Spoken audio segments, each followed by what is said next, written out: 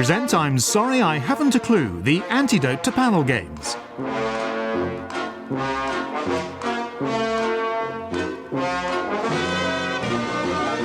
At the piano is Colin Sell, and your chairman is Jack D. Hello and welcome to I'm Sorry I Haven't a Clue. And we are coming to you from the BBC Radio Theatre here in the glittering heart of London's corporate office district. Today we find ourselves in an empty theatre, nothing to do with COVID regulations, just an unfortunate ticketing error. The box office inadvertently revealed who was on the show. This series we'll be visiting each nation and region of the UK through the magic of the internet. And tonight our virtual audience all come from the south of England. Of course, not everybody in the south had time to apply for tickets. Listeners in Kent were busy preparing for the hop harvest. In Somerset, they were run off their feet producing cider. And in Bristol, many potential audience members found themselves slap bang in the middle of the rioting season. The capital's most famous theatre is the Globe on London's South Bank. Back in Elizabethan times, the Globe would host daily open-air productions of Shakespeare's plays. Even more popular than these were the cloudless summer evenings when the Globe reopened as Ye Olde Planetarium. This year, Buckingham Palace announced they'll be opening up their gardens to the public for picnics. Guests are reminded they won't be invited into the palace and are highly unlikely to meet Prince Charles or speak with any senior royals. The event has been branded the Prince Harry Experience.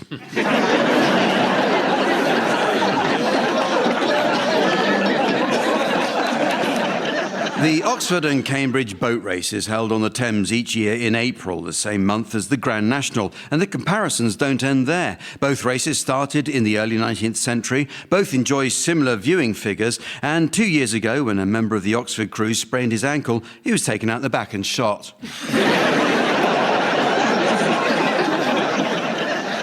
The Thames is surely the south of England's defining river, flowing from Gloucestershire to Essex. It's said that a single drop of rain joining the Thames at its source will have been inside 8 people before it reaches the sea. Of course, much the same has been said of Boris Johnson on holiday.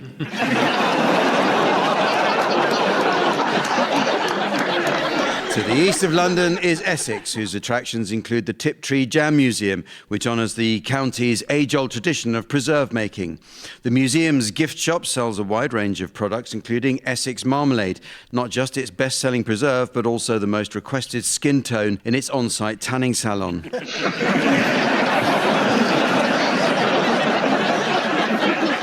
The county of Suffolk is home to the National Jockey School. The school boasts an excellent reputation, and a recent Ofsted report rated it good to firm in places. In Bristol, a statue of Edward Colston was pulled down by protesters, and in Oxford, a statue of Cecil Rhodes was attacked by student activists. To avoid further student attacks, Oxford City Council now only open the statue to the public when Pointless is on. The county of Cornwall is rapidly gaining a reputation as the UK's premier wine-producing region. At a virtual meeting of the International Wine Awards in Paris this year, one judge described a Bodmin Pinot Noir as giving out notes of dark chocolate, roast beef and burnt toast. Sadly, it was denied a potential gold medal when the judge in question revealed his dishwasher wasn't draining properly. Perhaps the Southwest's most famous attraction is the Glastonbury Festival, which is held on a working dairy farm every other year. On fallow years, the farmer allows his herd to return to the fields to graze on the grass trampled by music fans. Fallow year milk flies out of the gift shop, especially the gold top from the reggae field, which has a street value of £300 a pint. And talking of being put out to grass, let's meet the teams. They are, on my right, Tony Hawks and Henning Vane. And on my left, Vicky Pepperdine and Marcus Brigstock. And taking her place at the desk next to me to enjoy an evening of scoring, please welcome the ever-delightful Samantha.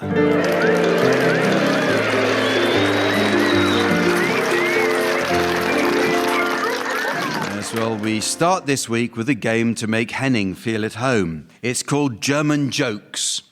I didn't say that as a joke. Many British people are inclined to believe the mistaken stereotype that Germans have no sense of humour. And to disprove this, Henning has brought along some of his favourite examples of German humour to share with us. So, Henning, if you'd be kind enough to start us off by telling a typical German joke, and I'll ask the others to share some of their favourites as well. What do you get when you cross a kangaroo with a sheep? You get a debate over the morals and ethics of genetic engineering.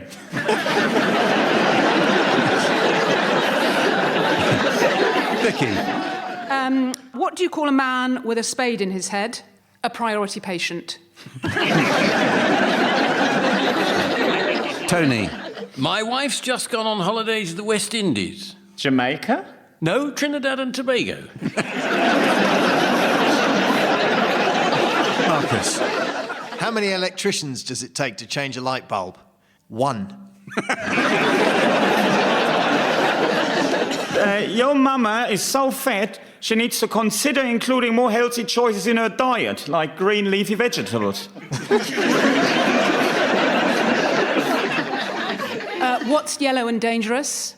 Hepatitis. A man visits his doctor and says, I think I'm a pair of curtains. So the doctor has him involuntarily committed under Section 2 of the Mental Health Act 1983. How does Bob Marley like his donuts? He doesn't. He has been dead for almost 40 years. Although I understand he used to like the ones with jam as a filling. A man walks into a pub. He is an alcoholic whose drink problem is destroying his family.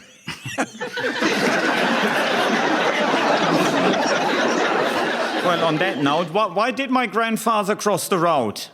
To occupy France.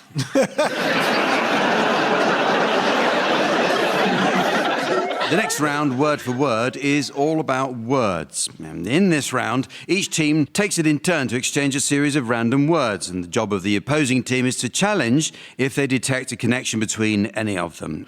OK, I'd like you to start exchanging completely unconnected words, Marcus and Vicky. Tony and Henning, your job is to try to spot a connection, and if I uphold the challenge, I'll ask you to take over, and so on. So off you go, please, Marcus and Vicky. Clamp. Charity. Flask. Tony came in with a challenge. Well, I bought a flask in a charity shop only about 2 years ago now. Knowing you, I certainly believe that anecdote. And so yes, there is a connection there you unwittingly stumbled across. So over to you, Tony and Henning. OK. Phlegm. Shoe. Cathartic. Gubbins. Stem cell. Upheaval. Furlong. Bamboozled. Marcus came in with a challenge there. Yes, I don't think anyone knows how long a furlong is. Every time it's mentioned, I think all of us feel completely bamboozled. It's really the horses I feel sorry for. It's a very good spot indeed, Marcus, and I was wondering who was going to come up with it, so well done you. Thank you. Over to Marcus and Vicky. Asparagus. Nugget. Lewis. Chapter. Potato. Henning came in with a challenge. There is a Hells Angels chapter in Lewis.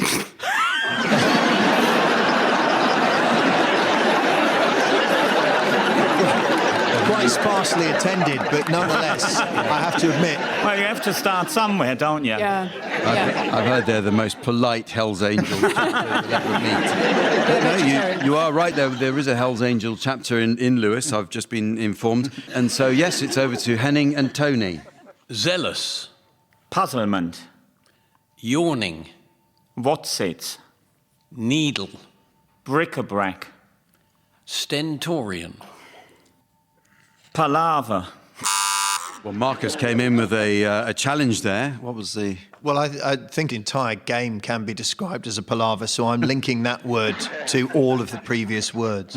Yes, I think I can give you that. I think that's a perfectly valid challenge. Oh, and there goes the gong. Doesn't time fly when you're having fun? I don't know yet.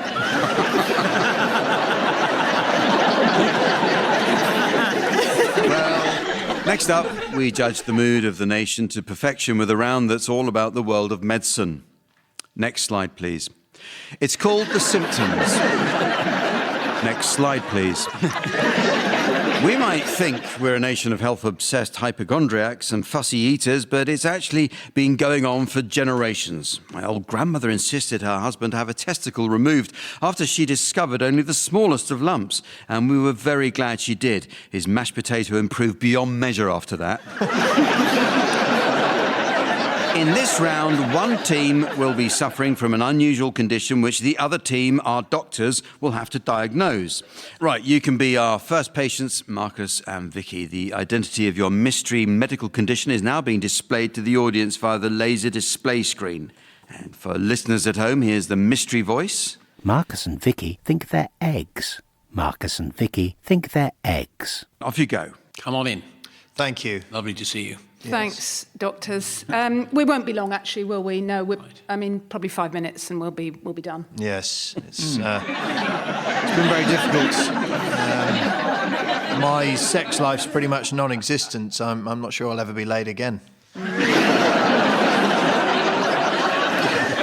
I mean, yesterday honestly, I'm finding everything really difficult and I just completely cracked. Yeah. It's been equally hard for me. I've got intimacy issues. I can't stand being coddled. Yeah, and actually, interestingly, people keep trying to bring me out of my shell, but I'm worried I'll just fall apart. So. I mean, I used to have a family of my own, but that's all over.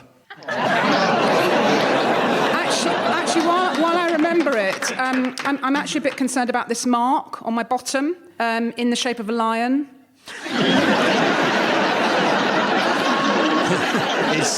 It's been getting worse too. I mean, yesterday I woke up feeling completely rotten and ended up just throwing myself at Matt Hancock. Don't sit there and smirk at us. This isn't some sort of yoke. Okay, I think that's enough. Yes. Well, they think they're eggs. Is that it? They think they're eggs? They think they're eggs, they do. OK, well, it's your turn to be the patients now, Tony and Henning, and you've just been summoned into the surgery of Doctors Marcus and Vicky. The identity of your mystery medical condition will now be displayed to the audience via the laser display board, while here again is the mystery voice for listeners at home. Tony and Henning think they're whales. Tony and Henning think they're whales. So when you're ready, off you go. Morning, do come in. Right, OK. Well, we're feeling, very up and down. Yeah. 1 minute I'm up. Yep, the next minute I'm down. Up and down, up and down. That's me. I'm depressed. Yeah, blue even. Yes, I'm blue. Yeah, but we don't want to just come in here and spout about our problems. No, we will just end up blubbering. The main problem, apart from the hump, is that I talk too loud. Yes, well, you've got a big mouth. People say they can hear me from miles away. Yes. I think what we really need is a break, get away somewhere, like the beach. Listen to some Bob Marley. I don't like his backing band.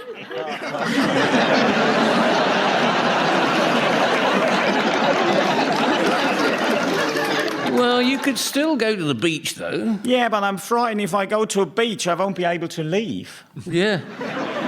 They won't be able to drag you away, will they? Yeah. There is only one thing I'm any good at. Ah, what's that? Well, they say I blow very well. Ah, now that's a job you do very well. Yeah, I'm known for my spectacular blowjob. Yes.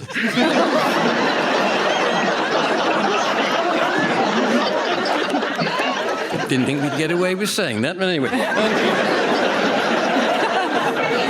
But you're definitely blue, not sperm? Actually, I'm a killer. Me too. Let's eat the doctors. Well, Dr. Pepperdine, I have some idea what this might be. Shall I say Yes. what I think is wrong with you two? I think you're whales.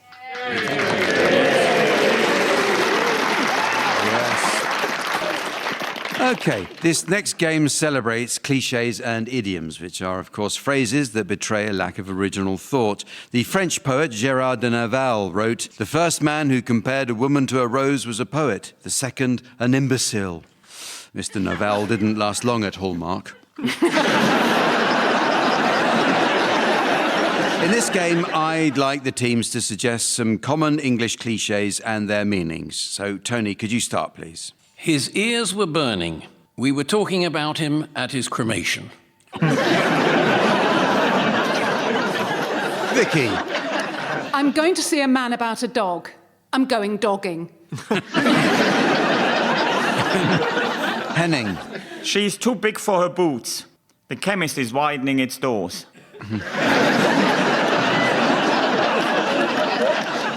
Well, I've known her through thick and thin. We were introduced by the Beckhams.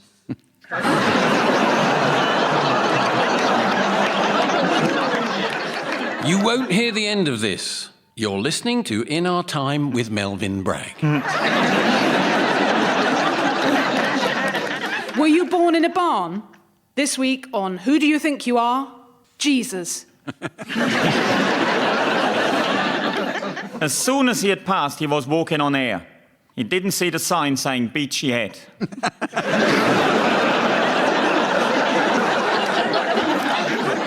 Would you please stop beating around the bush? I came here for a Brazilian. Get on with it. She went behind his back. There wasn't a convenient bush by the roadside. I made this from scratch. I call it cat casserole.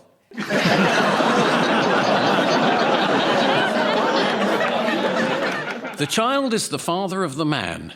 They're from Norfolk.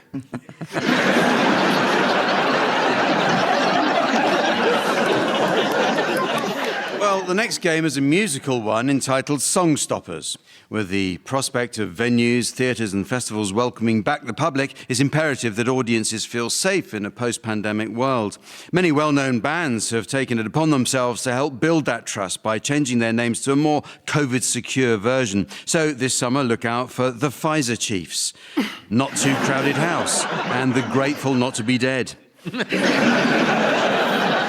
In this round, panellists from each team will take it in turn to sing the opening line to a series of well-known songs, and it's the job of their teammate to answer each opening line in a manner likely to end the song altogether. And piano accompaniment will be provided by Colin Sell.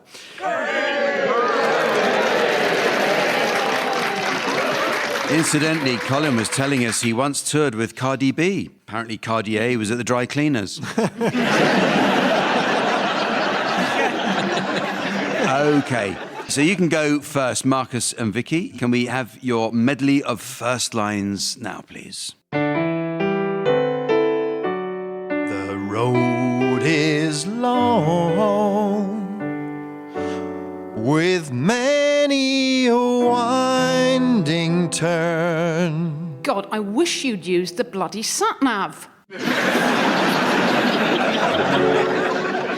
Tell me lies, tell me sweet little lies. Well, all right, speaking as a doctor, yes, that is a perfectly normal penis.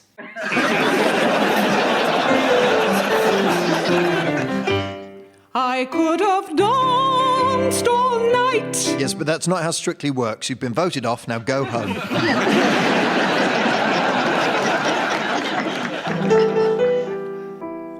Eleanor Rigby picks up the rice in the church where the wedding has been. And makes an absolutely terrible risotto. Knowing me, knowing you. Is basically how you get a contract to manufacture PPE.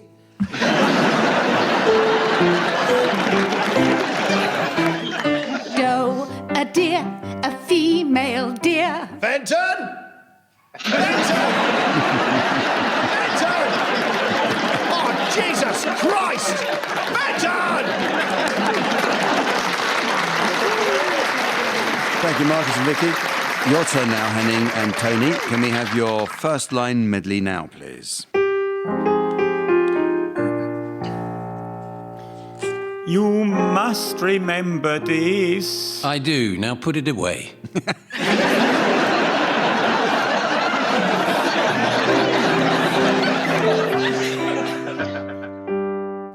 I am just a poor boy, though my story's seldom told. Yes, let's keep it that way.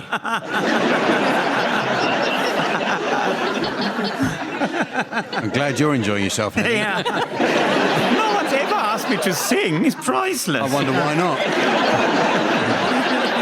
Come on, Cole, play another one. I'm in the mood now.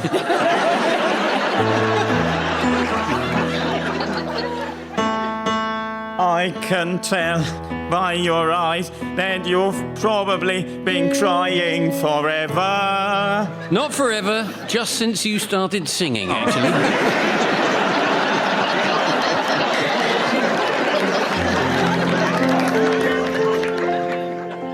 It's been 7 hours and 15 days. Can you use the downstairs toilet?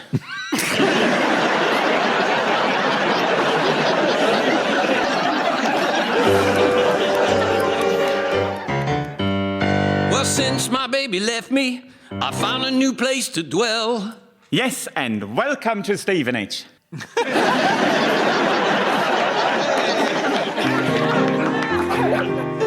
I can't give you anything but my love. Well, I want a tofu burger. Get me the manager.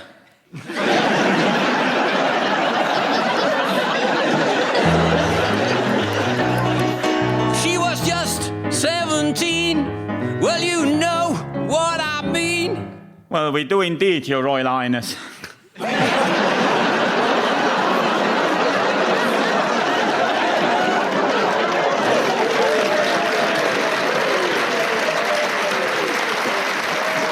Well, it's very nearly the end of the show, but there is just time to fit in a round of... You've no idea how sarcastic that sounds.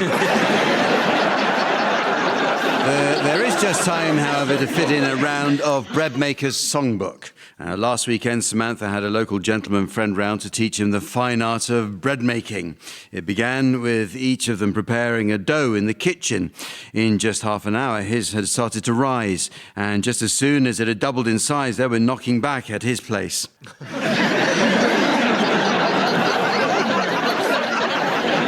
Anyway, teams, in this round, I'd like you please to suggest titles of songs likely to prove popular with bread makers. Marcus, you could start.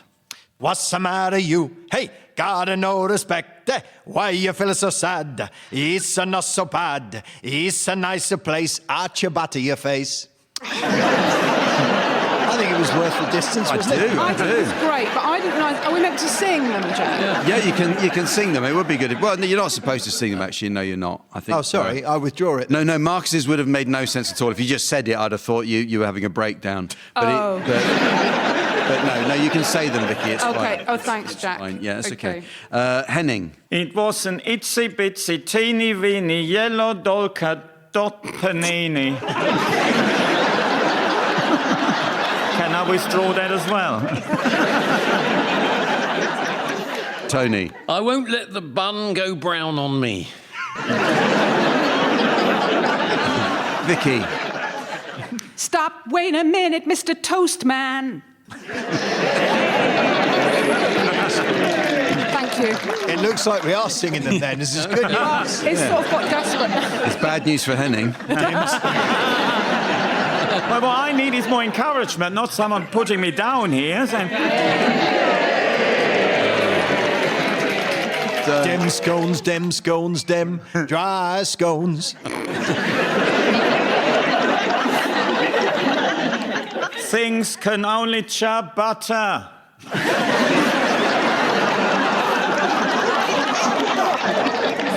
That's the way, I slice it, Non, rien de rien. Non, je ne baguette rien. Why don't you come on over, Granary?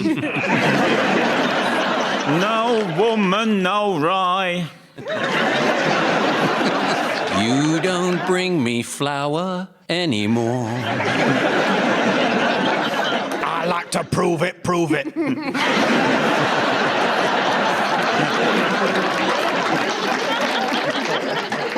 We all live in a yellow submarine sandwich.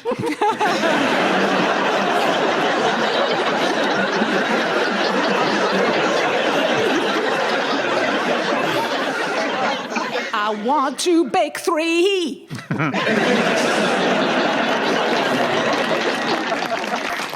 You're the scone that I want. Knock, knock, knocking back heaven's door.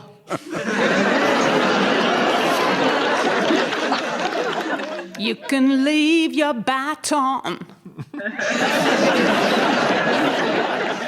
Like a pop out of hell, I'll be gone when the morning comes. By Maltloaf. Unbaguettable, that's what you are. Interesting to note how good everyone is without the piano, isn't it?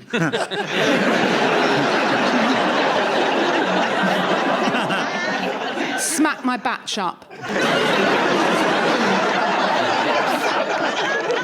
Old MacDonald had a bum, E-I-E-I-O, la la la la la, and pigs and what have you.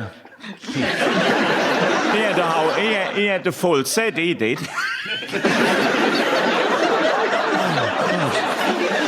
Well, I guess lockdown has hit some people harder than others. And so, ladies and gentlemen, as the top-heavy tanker of time stymies the Suez Canal of serenity, and the clueless sea captain of calamity receives the P-45 of posterity, I notice it's the end of the show. So, from the teams, Samantha, myself, and our virtual audience from the south of England, it's goodbye. Goodbye!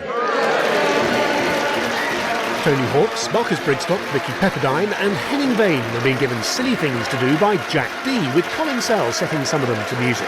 The programme consultants were Fraser Steele and Stephen Dick, and the producer was John Naismith.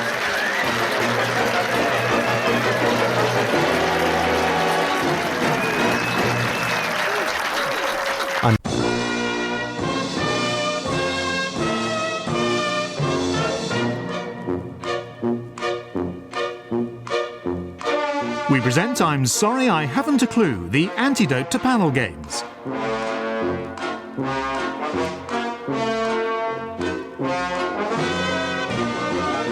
At the piano is Colin Sell, and your chairman is Jack D. Hello and welcome to I'm Sorry I Haven't a Clue. We're coming to you today from the BBC Radio Theatre here in the throbbing heart of London's discreet knocking shop district. You find us sat today in an empty auditorium. It's in compliance with the government's latest COVID regulations. At least that's what we told the teams. Instead, via the wonders of the internet, this series we'll be visiting each nation and region of the UK virtually, and today's region is the Midlands. Well, we're especially delighted to be paying a virtual visit to our friends from the Midlands because firstly, it allows the region to bask in a national spotlight, and secondly, because it means we don't have to go there. Come back, come back. Dr. Samuel Johnson was from the Midlands. He famously said, when a man is tired of life, he moves to Solihull. The Midlands' capital city is Birmingham, which is generally considered to be the second city of the United Kingdom and will continue to be regarded as such until next week's recording in Manchester. Birmingham is the home of such traditional British classics as bird's custard, HP sauce and Thai food tea. Interested visitors looking to see how these distinctive black country products are made should sign up for a factory tour in Banbury, the Netherlands and India. Another great Midlands city is Leicester.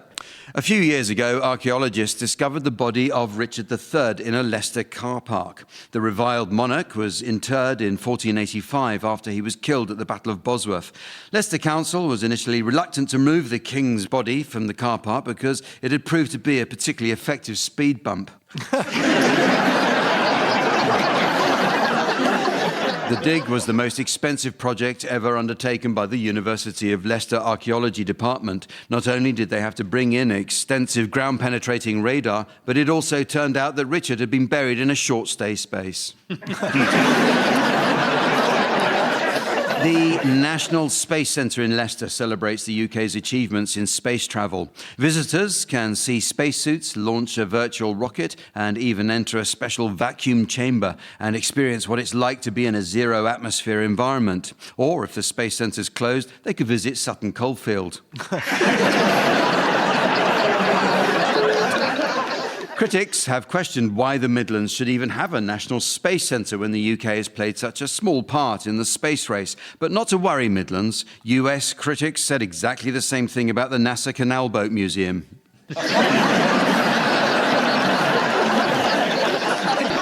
Lincolnshire was home to Isaac Newton, who in 1666 came up with his law of gravity while sitting under an apple tree in his garden. Legend has it he came up with his theorem after an apple struck him on the head. Of course, Newton didn't originally call his discovery the law of universal gravitation. Originally, he called it, "Ah, you bastard."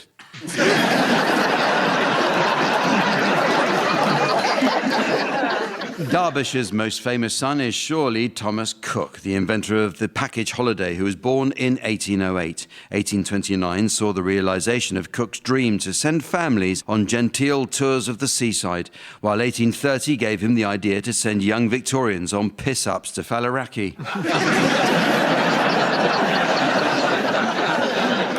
Let's meet the teams. They are, on my right, Tony Hawks and Henning Vane. And on my left, Vicky Pepperdine and Marcus Brigstock. And taking his place on the scoring desk next to me, please welcome our resident tree trunk in trunks. It's the immaculate Sven.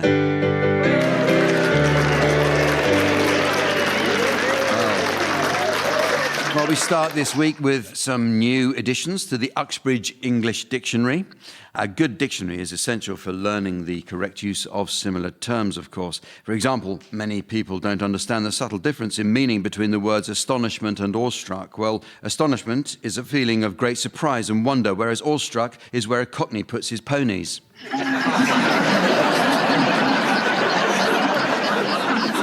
But the meanings of words are constantly changing, team. So your suggestions, please, for any new definitions you may have spotted recently. Marcus, you can start. Tumbling. Jewellery for your belly button. Vicky. Furlough, pubic hair. Henning. Warehouse, to forget your address. Tony. Disposition, where I am right now. Machination. A country of potato lovers. Buoyant, an ant that isn't a girl. Umlaut, hesitant thug. Offhand, Saudi correctional technique.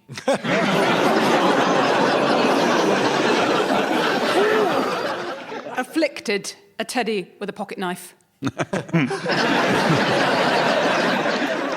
Claustrophobia, fear of Father Christmas. Ignoramus, someone who's both stupid and an arse. Alpenhorn, aroused by muesli.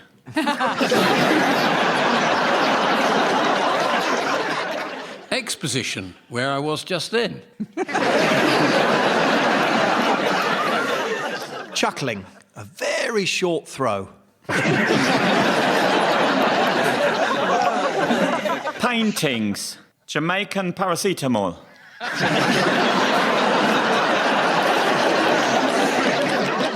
Stopcock. Chastity belt. Influenza.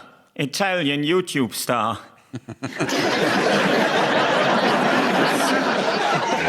Indigence. Visiting the lavatory. Oxymoron. Someone who didn't go to Cambridge. Entice, where they keep their champagne in Yorkshire. The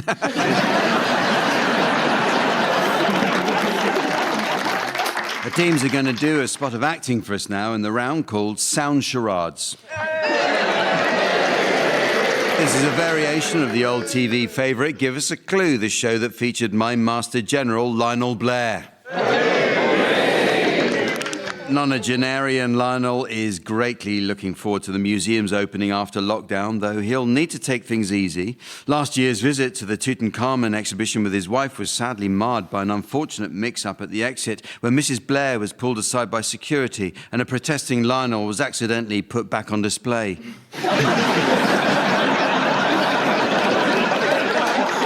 So, Marcus and Vicky, you're to start, please, and your title will shortly be displayed to the audience via the laser display screen. And for listeners at home, here's the mystery voice.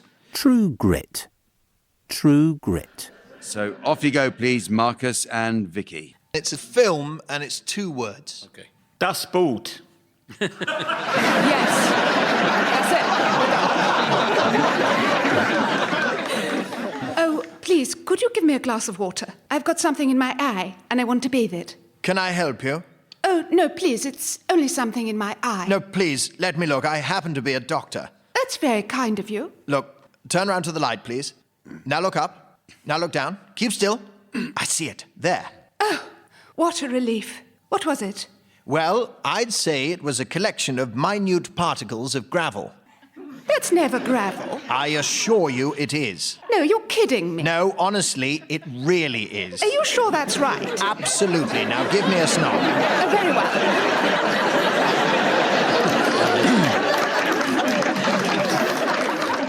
Well, that was easy, wasn't it? It was so easy, I thought I'd let you guess first, Henny.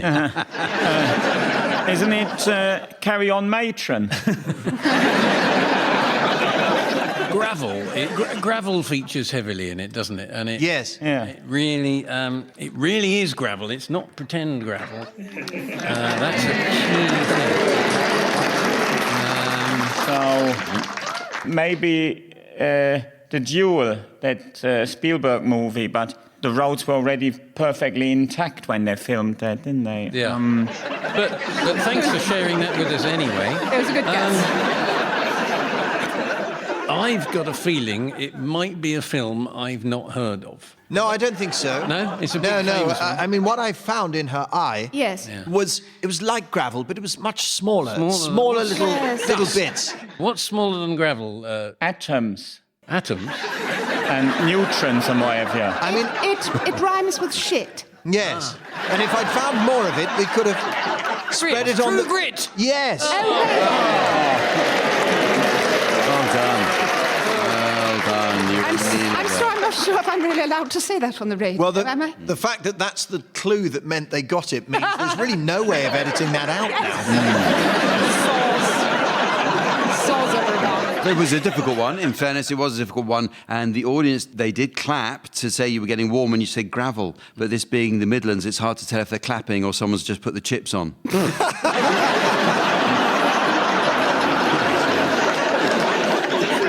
Right, your turn, Tony and Henning. Your title is now being exhibited on the laser display board. And here again is the mystery voice for listeners at home. Panorama. Panorama. OK, this is a TV programme, one word, and it goes like this. Good morning, my liege. Ah, good morning, Derek. And how may I help you today, Sir Tony? Well, I've a rather risky assignation next Saturday, and I'm looking for some bodily protection for a joust. A joust, I see. Well, I think you may be in luck. I've got 2 items I think might be suitable. The first is this bodysuit comprising interlocking iron plates with a matching helmet. Great. And the second? This cooking pot. Excellent. Excellent. I will take both. Ooh, I'm afraid, Sir Tony, you can't have them both. It's new regulations, you see. People have been stockpiling cause of the plague. Well, are you saying to me that it's a straight choice between the cooking pot and the metal bodysuit with matching helmet? Either one, sir, yes. Not both.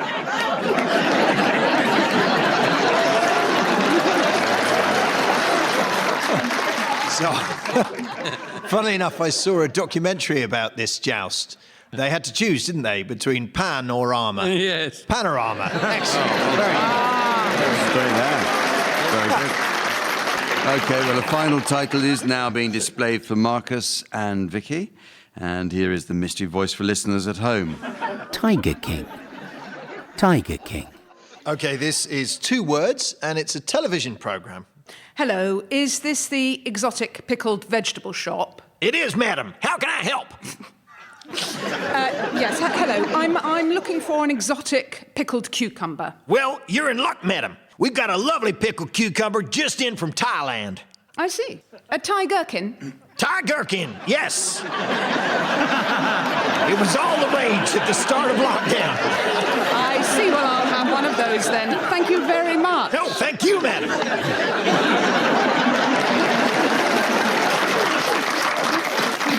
Thai gherkin, Henning. You watch more telly than me, I reckon. Well, it seems to be all about 5 a day. They're all going on about gherkins and all that. I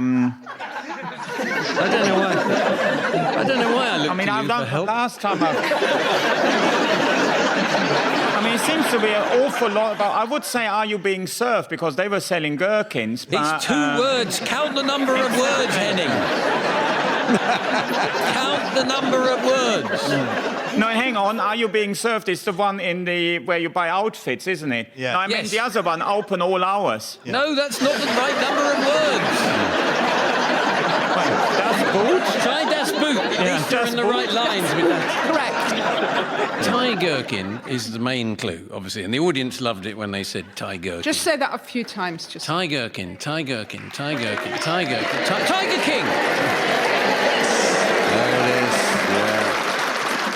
Thank you very much. Well done, Tony. It's just marvellous to watch you work. Well, I'd like to say I couldn't do it without Henning. There's nothing stopping you from saying that. No, I'd like to say that, but I'm unable to. The next game is entitled Own Brand Condoms and is all about condoms, or as they're called in Birmingham, canal trout.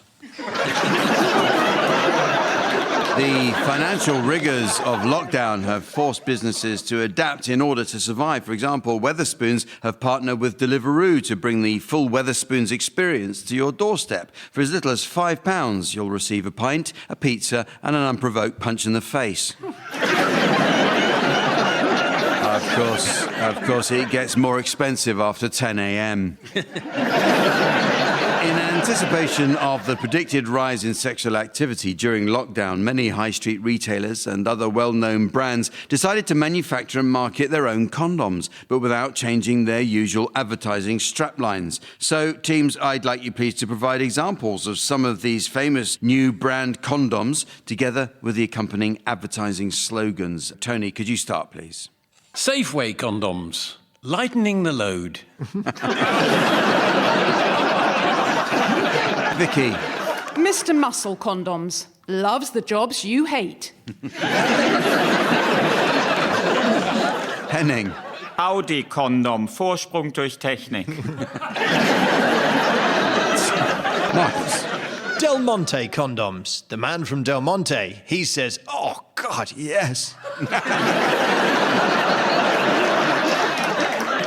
BMW condoms, sheer driving pleasure.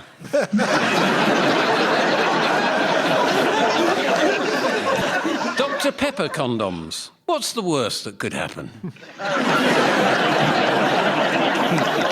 Bird's eye condoms. Only the best for the captain's table.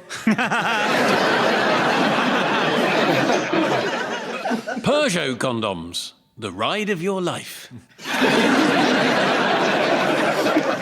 Tetley's condoms. It's the little perforations.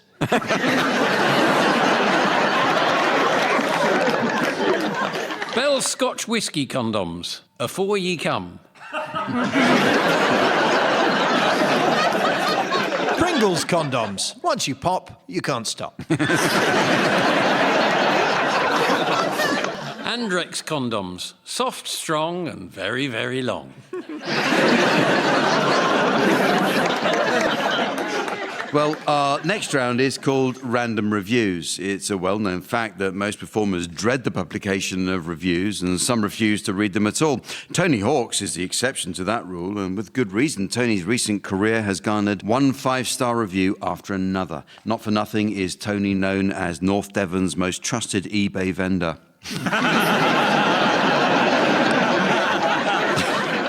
Got to shift those books somehow, haven't you, Tony? In this round, teams, I'm going to read out a selection of genuine online reviews, and your job is to guess precisely what it is that's being reviewed. OK, we'll start with you, Vicky. What do you think is being reviewed here? Very Moorish. Morocco. It actually was pork scratchings, first created in Birmingham, of course. Yes.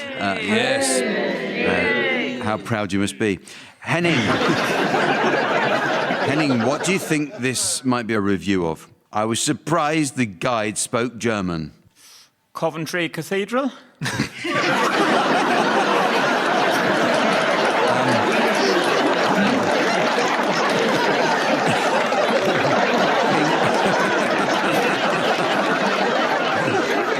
Incredibly, the answer was Coventry Cathedral on TripAdvisor. Yeah. And Tony, what about this one? What's being reviewed here? Total bollocks. 0 stars. The Chippendales at the London Planetarium.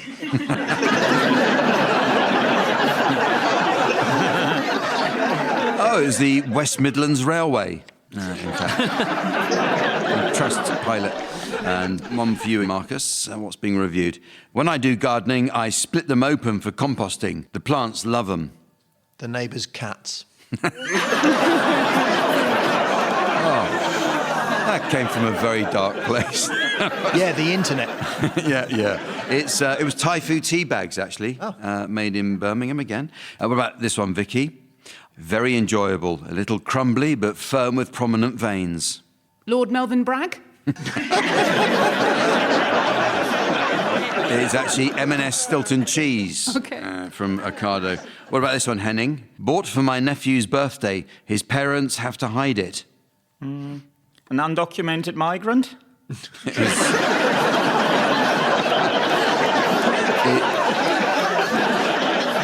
It was actually an Acme Thunderer whistle from Amazon.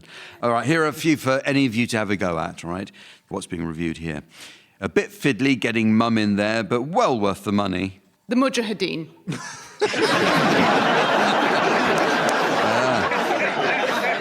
It was actually something called Celestia Cremation Jewellery. And what about this one? Once you're in, you can't leave, but the accents are entertaining. Oh, I know this. North Korea.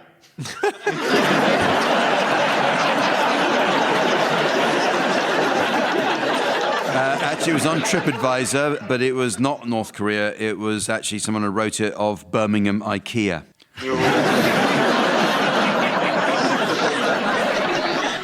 How about this one? Completely filled the bedroom. The Lib Dem Party Conference. Did you say completely filled the bedroom? I'm afraid I did, yes. Oh, OK, no, it can't be that then. In actual fact, it was Gwyneth Paltrow's Smells Like My Vagina candle by Goop.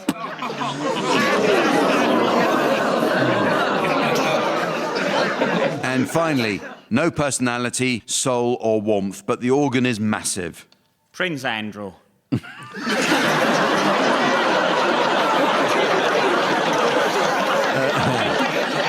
It was actually Coventry Cathedral. So there you are. Well, it's now time for some music in the game called Swanee Kazoo. And this is the round where the teams duet to combine the celestial embrace of the Swanee whistle with the badger's burp of the kazoo. At the piano, we have Colin Sell. At the height of his powers, Colin once announced he'd spent a whole year working with the Blockheads. He's since apologised and now refers to them as Class 4B. Tony and Henning, you can start, and I'd like you to provide us with a rendition of Always Look on the Bright Side of Life to feature Henning Vane on the kazoo, Tony Hawks on the Swanee whistle.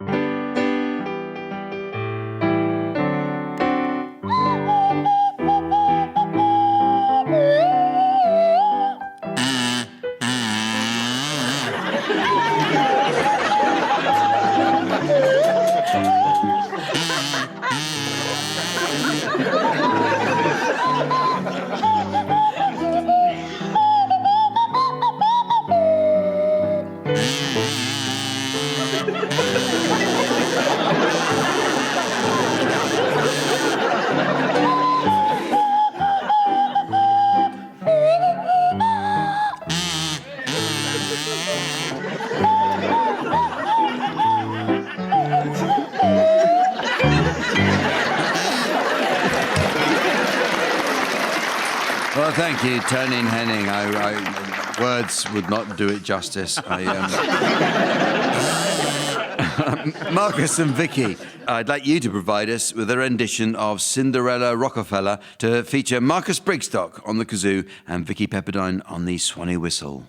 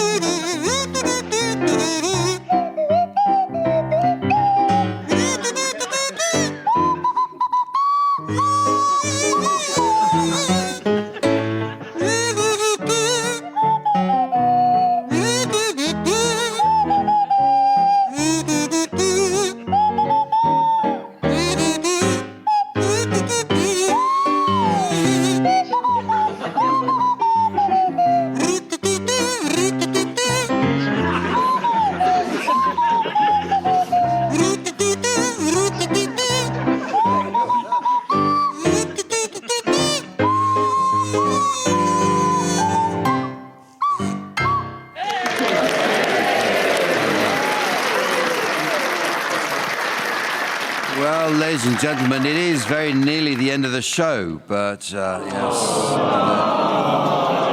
But appropriately for the home of the Balti, there's just time to fit in a quick round of Curry Eaters Film Club.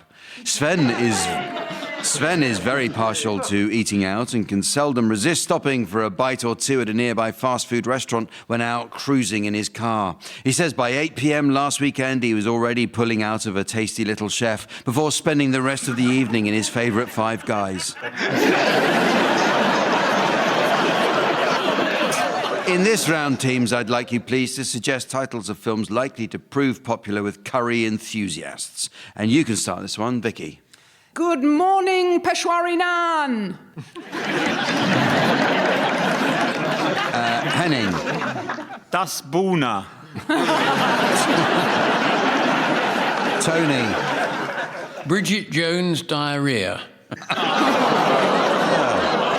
Thank you. Marcus. Educating Raider. Guys and Dolls. The Third Naan. Rosemary's Balti. Anything starring Cassandra Bullock or Boona Thurman. Driving Miss Jalfrezi.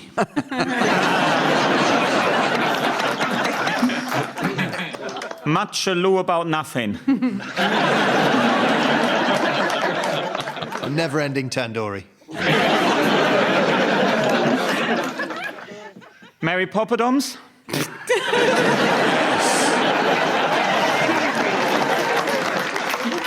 You only leave rice.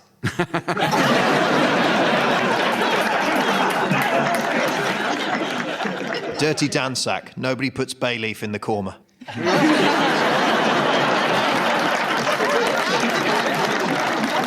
And so, ladies and gentlemen, as the twin tub technician of time extracts the forgotten face mask of futility, while the blackened banana bread of boredom is tossed into the designer dustbin of destiny, I notice it's the end of the show. So, from the teams, Sven, myself, and our virtual audience from the Midlands, it's goodbye. Goodbye! Tony Hawks, Marcus Brigstock, Vicky Pepperdine and Henning Vane were being given silly things to do by Jack D, with Colin Sell setting some of them to music. The programme consultants were Fraser Steele and Stephen Dick, and the producer was John Naismith.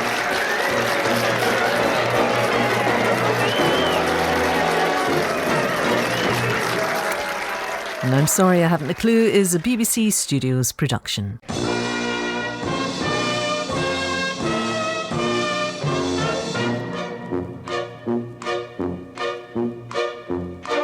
We present I'm Sorry I Haven't a Clue, the antidote to panel games.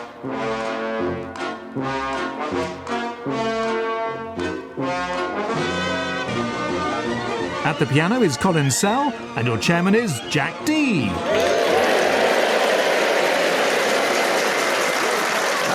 And welcome to I'm Sorry I Haven't a Clue, and we are coming to you from the BBC Radio Theatre here in the glittering heart of London's overpriced coffee shop district. Today we find ourselves in an empty theatre. Nothing to do with COVID regulations, just an unfortunate administrative error. The Radio 4 box office inadvertently put quote-unquote on the ticket applications. Well, this series will be visiting each nation and region of the UK through the magic of the internet. And as Scotland won the coin toss, tonight our virtual audience all come from Wales.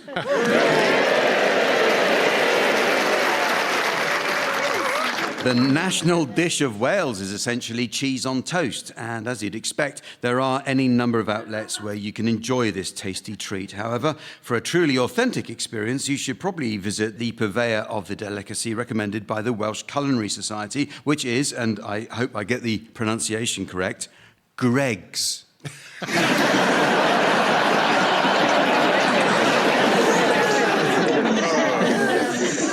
Now, for this next bit, I hope I get this pronunciation correct as well. I have been practicing. So, the Welsh village of... achieved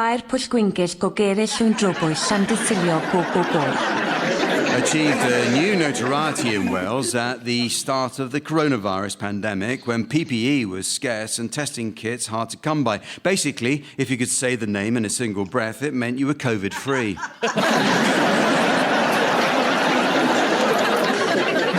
The Welsh draper Sir Price Jones founded the UK's first mail-order business in 1854, selling his famous Welsh flannel throughout the length and breadth of the country. Of course, traditional Welsh flannel is still enjoyed throughout the UK via the theatrical tours of Rob Brydon.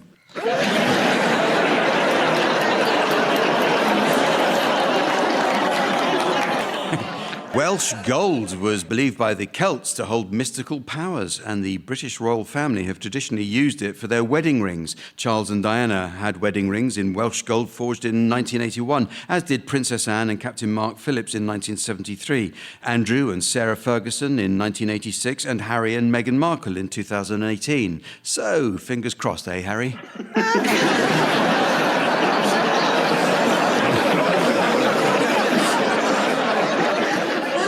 Let's meet the teams. There they are. On my right, Miles Jupp and Pippa Evans. And on my left, Rory Bremner and Rob Brydon.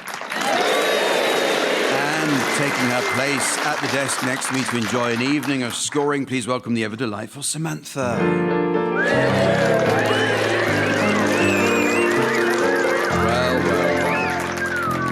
So we'll start this week with a round called Change a Letter, Ruin a Book. A single mistake by printers can be very dangerous. Viking Penguin's first edition of Salman Rushdie's The Satanic Verses almost included the back page review, which said, "We read it and we loved it. Well done, Salman, from your neighbours at number 7 Lavender Gardens."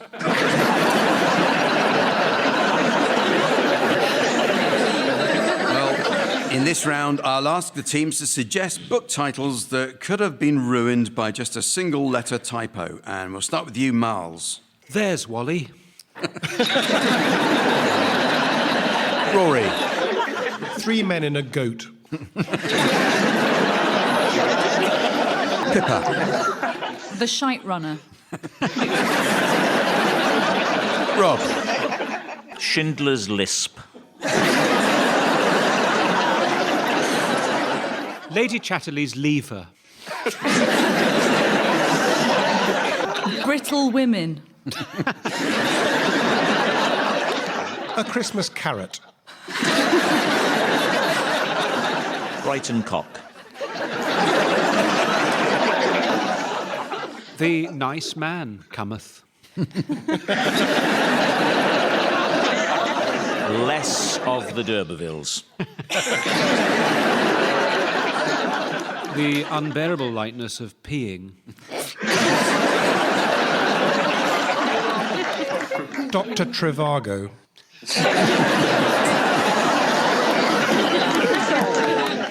Well, it's time for a musical round now as I ask the teams to sing one song to the tune of another. Piano accompaniment will be provided by Colin Sell. Colin tells us he had a successful partnership with Florence and the Machine until their acrimonious falling out. Apparently, Florence shrunk his favourite cardigan during a service wash.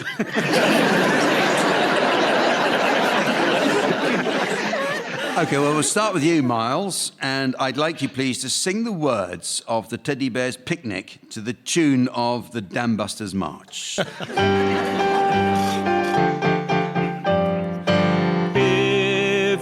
Go down in the woods today, you are sure of a big surprise. If you go down in the woods today, you'd better go in disguise. For every bear that ever there was will gather there for certain, because today's the day the teddy bears have their picnic.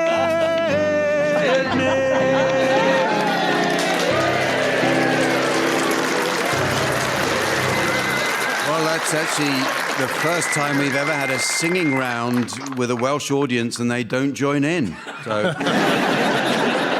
3 cheers for COVID, I say.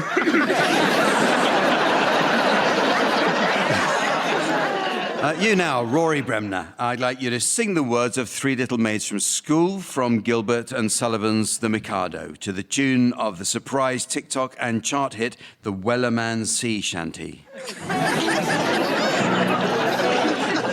3 little maids from school are we, pert as a schoolgirl well can be, filled to the brim with girlish glee. 3 little maids from school. Everything is a source of fun. Nobody's safe, but we care for none. Life is a joke that's just begun. 3 little maids from school. Well, thank you very much, Roy. I thought you were channeling Gordon Brown then, weren't you? I think. But people were clapping along all the way through that, so it was either that or someone in Conwy has left the bath running.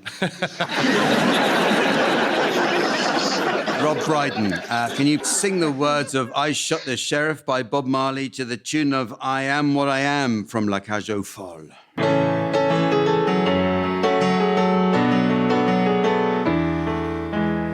I shot the sheriff, but I did not shoot the deputy. I shot the sheriff, but I did not shoot the deputy.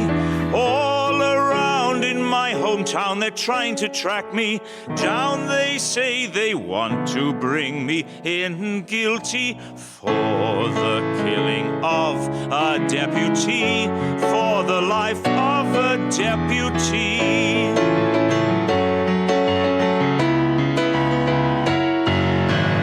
I shot the sheriff, but I swear it was in self-defense. I shot the sheriff, and they say it is a capital offense. Sheriff John Brown always hated me for what I don't know. Every time that I plant a seed, he said, kill it before it grows. said kill it before it grows.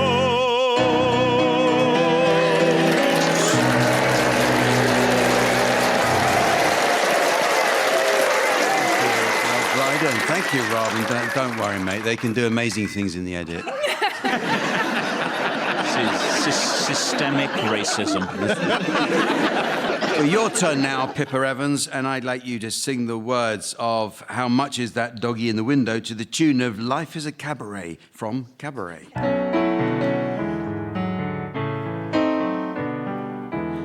How much is that doggy in the window? The one with the waggly tail.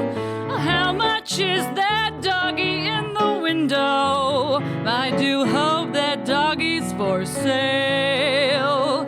I must take a trip to California and leave my poor sweetheart alone. If he has a dog, he won't be lonesome, and the doggy will have a good home. How much is that doggy in the window? The one with the waggly tail. How much is that doggy in the window? I don't want a bunny or a kitty. I don't want a parrot that calls. I don't want a bowl of little fishies.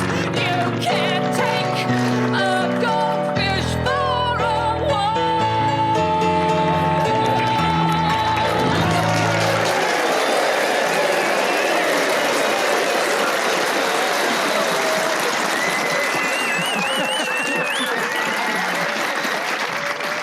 Our next game is called Why I Shop at Waitrose. For listeners in Port Talbot, Waitrose is a supermarket.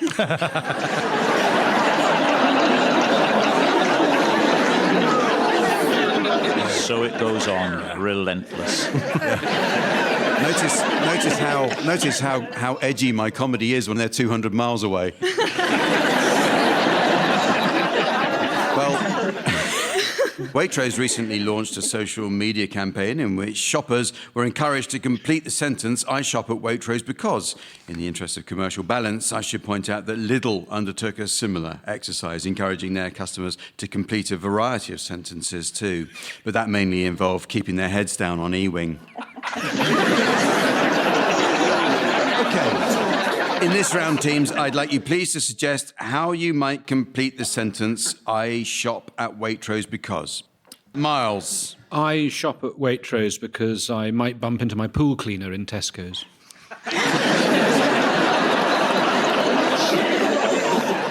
Rob. I shop at Waitrose because you get a better class of dogger in the car park. Sorry, Rob, that actually says digger. I'm sorry, yes. I've got work going on. Okay, let's try another. This time it's I send my parcels via Yodel because... Rory, you can start. I send my parcels via Yodel because if they can't wait for a new liver, they probably weren't going to make it anyway. Miles. I send my parcels via Yodel because I am a smashed crockery dealer.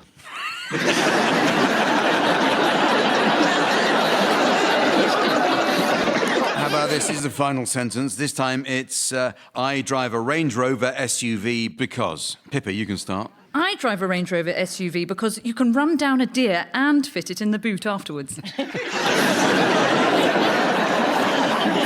Rob. I drive a Range Rover SUV because I love the sound of Greta Thunberg crying.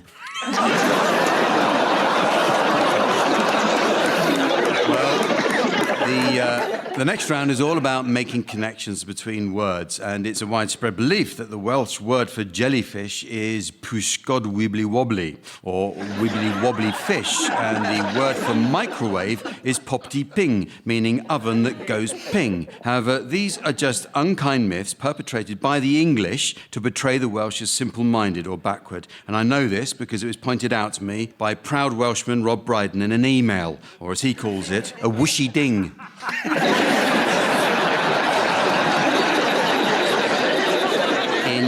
In this round, each team takes it in turn to exchange a series of random words. The job of the opposing team is to challenge if they detect a connection between any of the words. And the game ends when you hear this sound, which is very kindly provided by the Welsh Formula One team.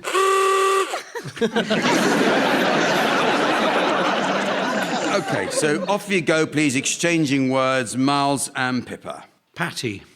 Nincompoop. Vigorous. Donkey. Robbers come in with a challenge there. What was it that you noticed? Well, I assume most donkeys are vigorous in their own way, in the right circumstances. I think they're quite docile. Docile donkeys. Famously lugubrious. Yes, if you've met a vigorous donkey, I think you might have been cold. Oh, donkey? Yeah. Oh, sorry, I thought you said shark.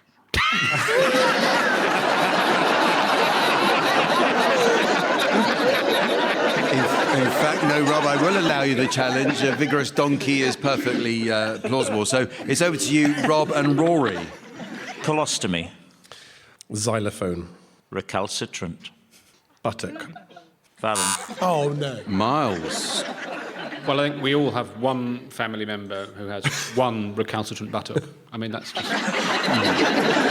If we pretend these sorts of things don't impact everyone's lives, then really, who are we helping? My own buttocks are rather vigorous. You're one of the lucky ones. They're like donkeys in that sense. Yes. Oh, sorry, sharks. I'm not sure I can continue with that image in my mind now. So it's over to Pippa and Miles. Crankshaft. Hoiked. Skedaddle. Lid. Arse. Turnip. Rob again with a challenge there. It's not that there's so much a connection. I just did speak to the producer before the show, and he promised we weren't going to bring those two things up. Which two things, Rob? Arse and turnip. You know why. This is going to be broadcast, isn't it? That's the only problem, is it? Yeah, I know. It was a specific request that you made, and I'm sorry if we've caused any embarrassment. It'll just start Twitter going again, and yeah, I could do without it. I know. The photos will go around again. As far as we're all concerned, it's in the past.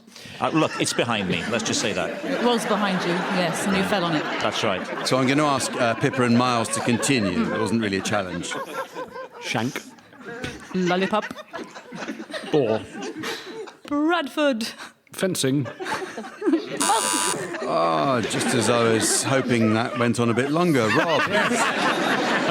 I've been to Bradford, and there is definitely fencing in Bradford. Yes. Oh. I think we were saying it in the sport. Well, there's that as well. Yes. Bradford is You known can't for foil me that way.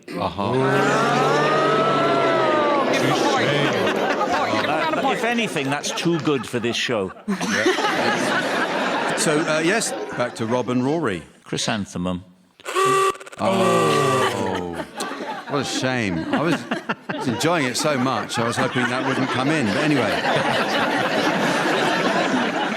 Well, our next round is called Random Reviews. In this round, teams, I'm going to read out a selection of genuine online reviews, and your job is to guess precisely what it is that's being reviewed. So this first one's for you, Rory. What's being reviewed here? Awful. Too much ginger. Oh, that would be the second Spice Girls album. It was actually a review of Ocado's Welsh cakes. One for you, Pippa. How about this one? What's being reviewed here? We were in a hurry, so only saw the whole, but we'll come back another time to see the rest. Oh, that's a visit to the polo factory. It's almost right, really. It was for the Big Pit Mine Tour at Blanavon. TripAdvisor. Blaenavon. Blaenavon. Make an effort, Jack. Blaenavon. Sorry, Rob. No offence intended. Are you fluent Welsh speaker? Do you speak fluent? Oh, un peu.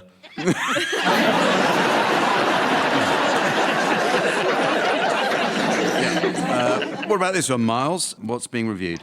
When my wife and I were a newlywed couple in the early 70s, this was all the rage. Racism.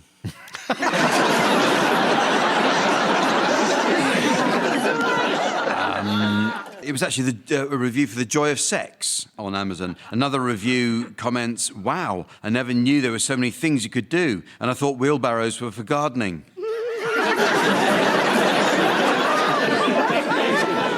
Which is a joke I don't get, and now I think I haven't lived.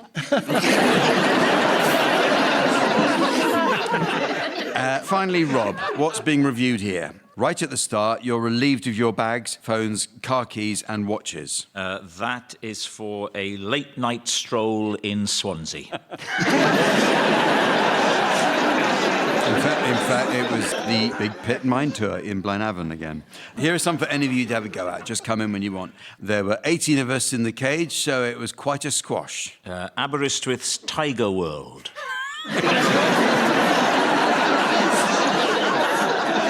Again, it was the Big Pit Mine Tour in Blaenavon. What's this a review of? Went to bed with it, and when I woke up, I was pregnant. Oh, a duvet in a Travelodge.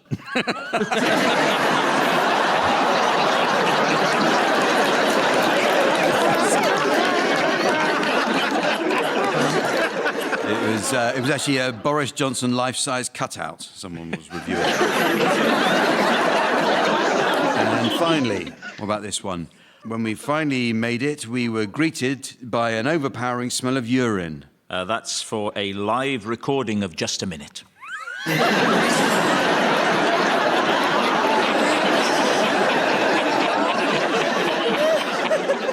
In fact, it was a review for Mount Snowdon on TripAdvisor. The next game is a musical one entitled Songstoppers. With the current easing of lockdown regulations, West End theatres are expected to reopen in the autumn. Tragically, the autumn reopening will come too late for many cast members of the musical Cats. Those who couldn't be rehones were sadly put to sleep.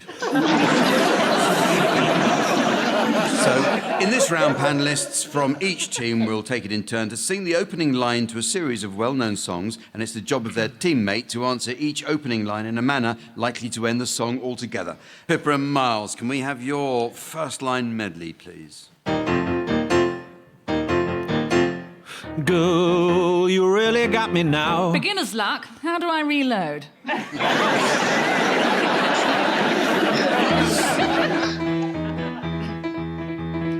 Once I had a love and it was a guess.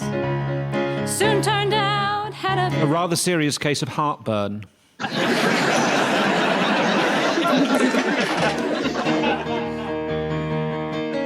Get your motor running. Head out on the highway. Then you've got two choices, really. The M6 is more direct but can be busy. 4751 windy, but it is quieter.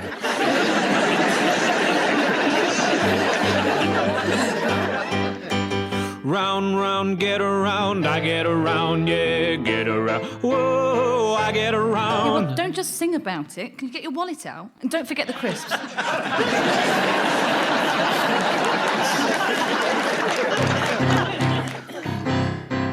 If you see your feet down at the tide of the boat, at the 15 miles to the love shack. Then I'm afraid you've gone too far.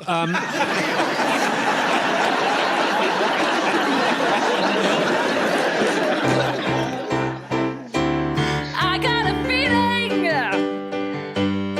that tonight's gonna be a good night. Do you know, I suddenly feel the exact opposite.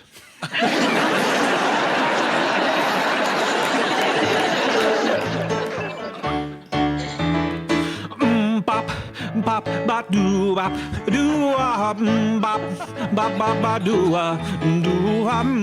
bop, bop, bop. Can you just answer the question, Prime Minister?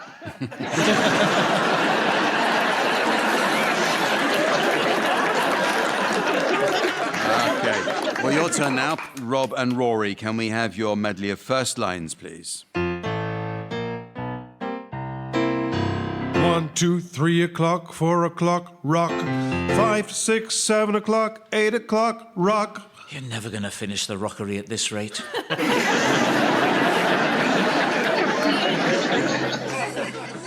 If a picture paints 1,000 words, then why can't I paint you? Because you're using a roller.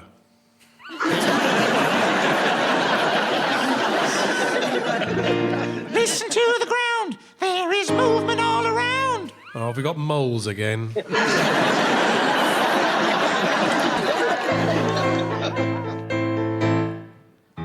You know that it would be untrue.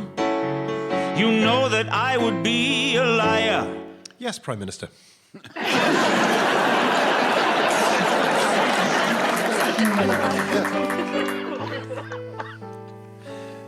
Hey, Mr. Tambourine Man, play a song for me. What, on a tambourine?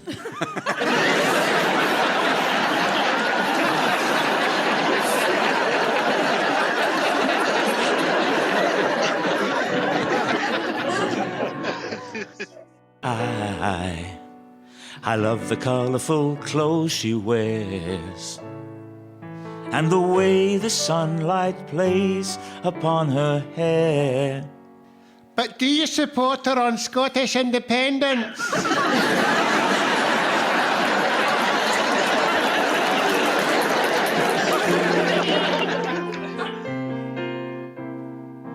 Red and yellow and pink and green, purple and orange and blue. Yes, sorry, Carrie, could we just keep to one colour?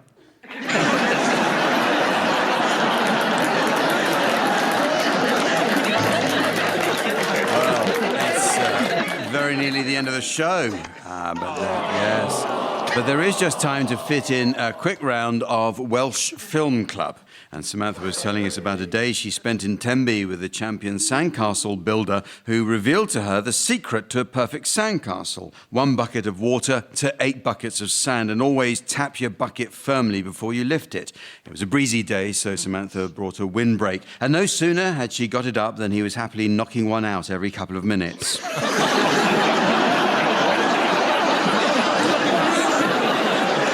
Anyway, teams, in this round, I'd like you, please, to suggest titles of films likely to prove popular with a Welsh audience. So you can start, please, Rory. Brecon Bad. Rob. For your Eisteddfod only. Miles. Cat on a Splot Tin Roof. Pippa. A fish called Rhonda. The Llanelliness of the long-distance runner.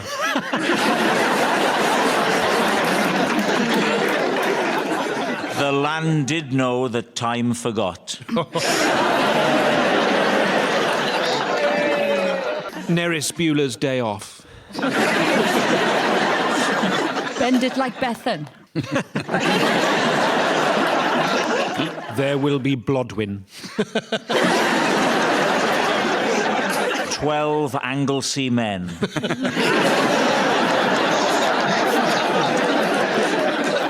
Dude, where's my Cardiff? And so, ladies and gentlemen, as the pestilent poo bag of posterity is filled by the desperate Doberman of destiny, then hung next to the other bleak baubles of belligerence on the fetid fir tree of fate, I notice it's the end of the show. So from the teams, Samantha, myself and our virtual audience in Wales, it's goodbye. Goodbye. Miles Jupp, Pippa Evans, Rory Bremner and Rob Brydon were being given silly things to do by Jack D, with Colin Sell setting some of them to music. The programme consultants were Fraser Steele and Stephen Dick, and the producer was John Naismith.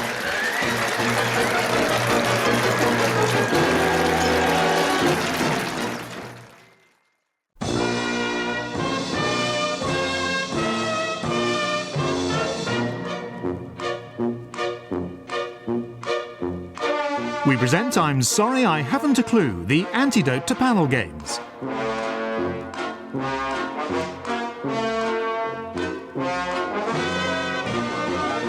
At the piano is Colin Sell, and your chairman is Jack D.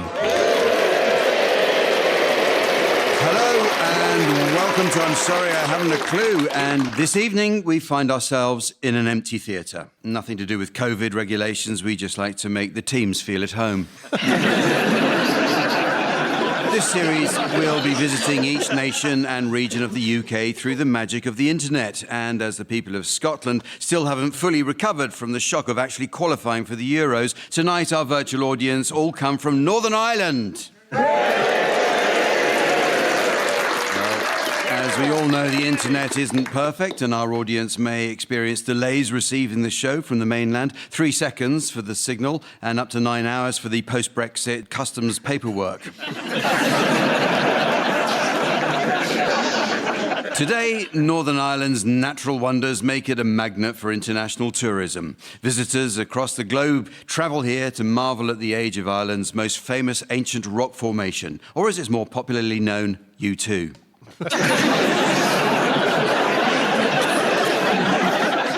Titanic Belfast is a world-class museum that celebrates the city's shipbuilding expertise. Visitors can book for the Titanic experience, where they're encouraged to travel virtually inside the bowels of the ship, ascend a replica of the famous grand staircase, visit the meticulously crafted mock-up of a first-class cabin before spending the night in a cold bath blowing a whistle.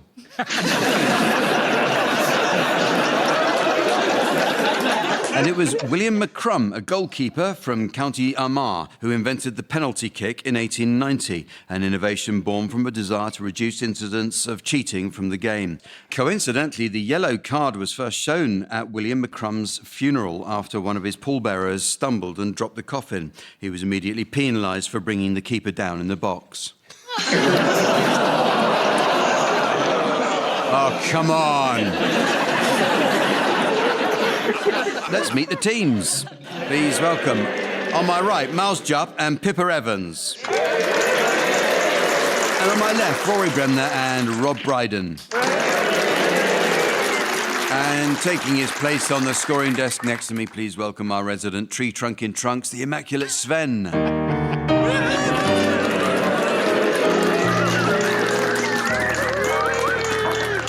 Well, we start this week with some new additions to the Uxbridge English Dictionary. A good dictionary is essential for learning the correct use of similar terms.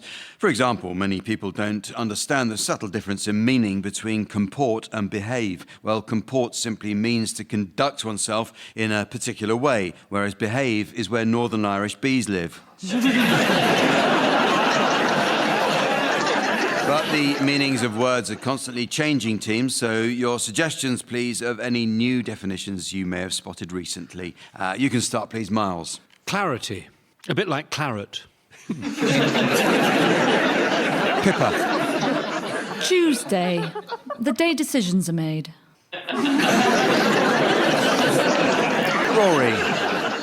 Tendentious. 5 pairs of false teeth.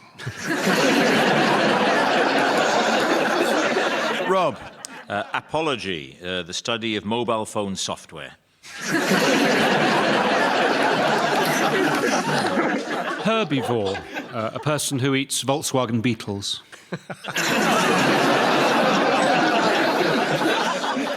Chopin, pot used at cookery exhibitions.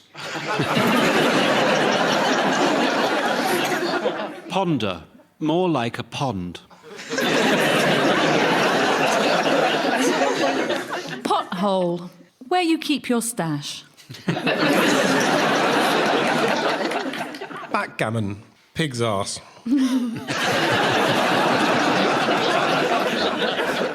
Polaroids, a common condition in the Arctic caused by sitting on the ice for too long.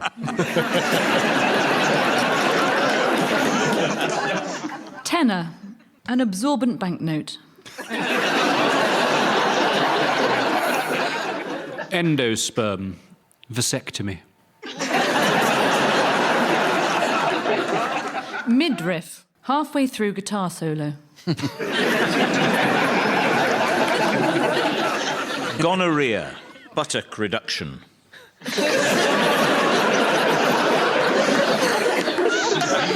OK, well, the teams are going to do a spot of acting for us now in the round called Sound Charades.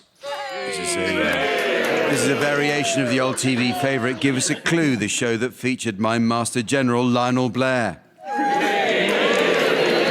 Lionel was recently invited to appear on the popular BBC show The Repair Shop with a prized pair of dancing shoes that were in urgent need of attention. No sooner had Lionel arrived on set than a skilled group of craftsmen and women set to work using a combination of calf skin, saddle soap, heavy filler, leather dye and beeswax. And after 4 long hours, Lionel was out of makeup and ready to meet the Repair Shop team. Pippa and Miles, you're to start, please, and your title will shortly be displayed to the audience via the laser display screen. And here is the mystery voice for listeners at home. The Revenant. The Revenant. So it's a film? Film, 2 words. A two-word film. Two-word film. Thank you. Ah, Mr. McPartlin, thanks so much for coming in to discuss our new reality game show. Oh, please call me Aunt. Sorry. First impression of it's a bit Sarah Milligan, but we'll go with it. All right. So, what's the idea? Well, it's basically a competition to find the best church congregation in Britain via a series of physical, mental and spiritual challenges. And when we had the idea, of course, immediately we thought of you. We would love you to host. Oh, that's great. Is Dick not invited?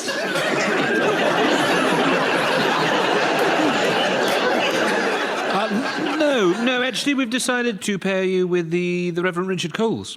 Oh, I'm not sure about that. What would people call the vicar and me? Well, I would have thought that was obvious. The end. Well, it was gripping. So you were being Aunt McPartlin. Correct. And something to do with churches, Richard Coles, and it's a film and it's 2 words, but I've got nothing. I'm a bit stumped. Can you think of other words for vicars? For vicar, priest. Priest. Aunt priest. Imagine a priest driving a car.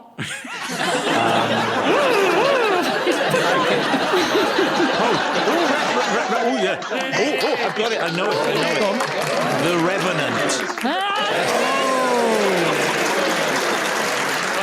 Well done.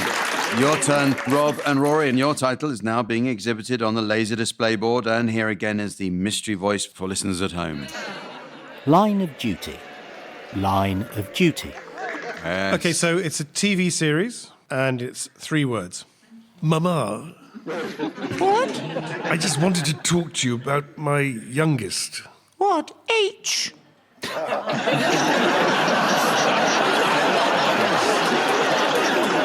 Yes, I think he's struggling with his identity. Doesn't seem to know who he is. Well, I'm not sure anyone knows who he is. It's a mystery to me.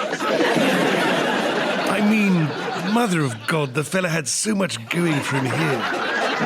Part of a family steeped in history. Stretching all the way back to 1066. Yes, Hastings. And of course, each generation expected to do their bit. A life of obligation. A chain of responsibility, you might say. Yes. Or words to that effect.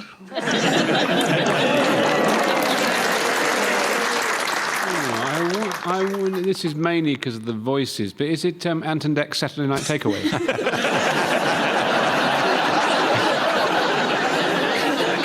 I suspect it's honed in very beautifully on the TV series shot, of course, in Northern Ireland, is Line of Duty. Well done, fella. It was Line of Duty, only easier to follow. Final title is being displayed for you, Pippa and Miles, and here once more is the mystery voice for listeners at home. The Joy of Sex. The Joy of Sex. This is a book, 4 words.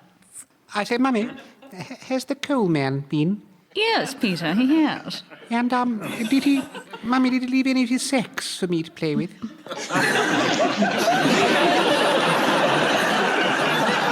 He most certainly did. And you know what, Peter? What is it, Mummy? The potato man came also. Oh, how wonderful, Mummy. Did he leave his sex too? Indeed he did.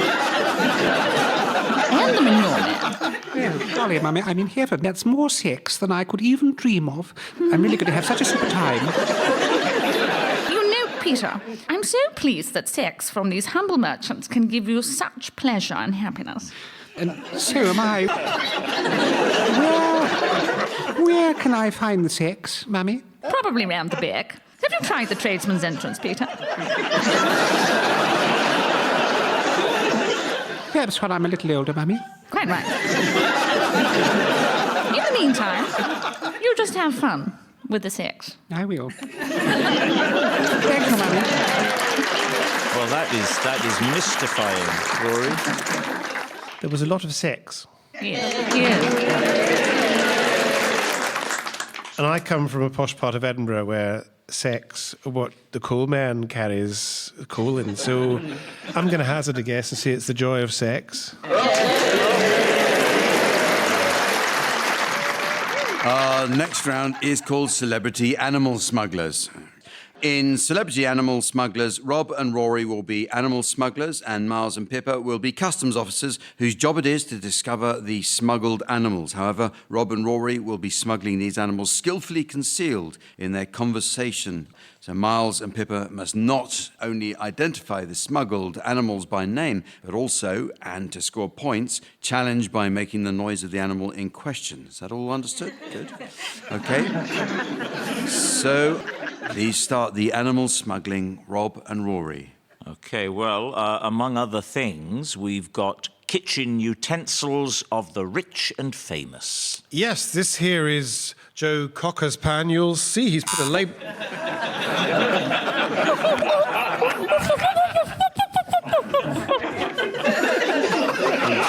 What's that? He's fallen down a lift shaft. That was Pippa, yes. Cocker Spaniel, mate. Cocker Spaniel. Yeah. Why didn't you just bark? Because they're tiny. I thought they had a really tiny little word. That's small. Well, now this is Jerry Springer's pan, you'll see. You all right, Miles? Have you been experimenting with the dosage again? That was my impression of a Springer Spaniel. Yeah, well done. Caught that one. Sounded the same to me. It's just a game, Rory. It doesn't matter.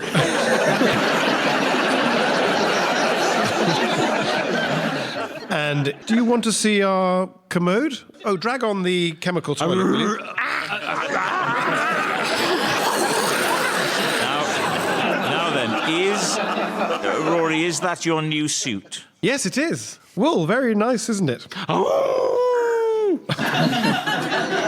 In fact, it's Irish wool found in a charity shop. You'll need to take... Woof, woof, woof, woof, woof. Yes. Woof, woof. Ah, woof, woof. You'll need to take good care of that. Needs its own special peg to hang on. Yeah, OK, I'll have a man drill a hole in it. Or I could put up a rack. Quack, quack! I am a mandrill. I am a mandrill.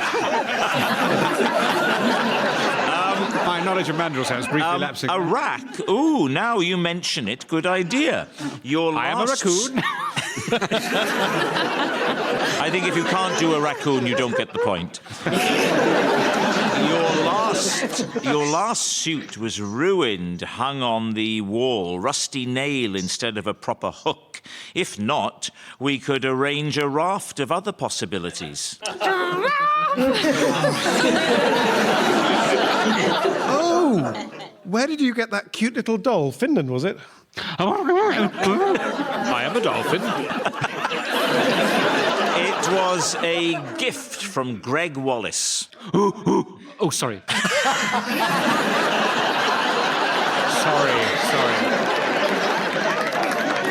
It's time to switch sides. Very well done, Rory and Rob. I think you probably got most of them, didn't you? They didn't get walrus, Jack. They missed it. I know, don't worry, I made a note. They didn't get Sven walrus. told me. Wall, rusty nail, they didn't get walrus. Oh, shut up. So what?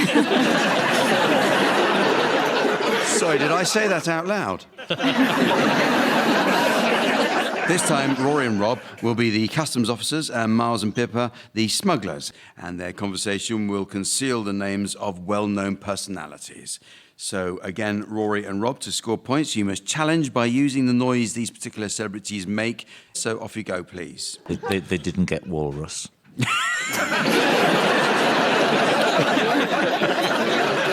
This is a lovely Lidl. Oh, do you like these casual trousers? The legs are sold separately, and they accept online currencies, so you can PayPal Pacino. Oh, what do you got?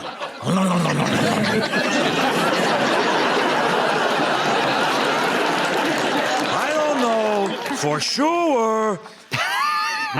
I think you're doing L.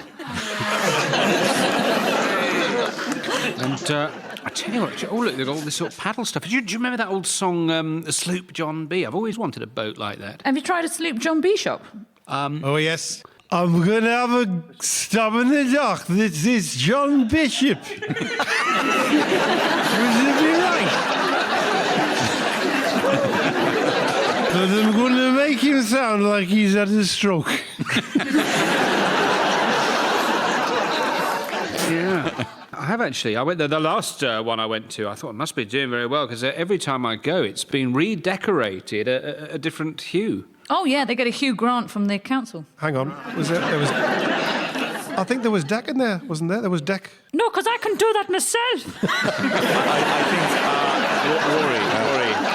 I think they were talking about the very, very special sort of grant that they can get. It's actually, gosh, crikey, gosh, it's... I'm doing Hugh Grant. Yes. I'll put that down as one of your two.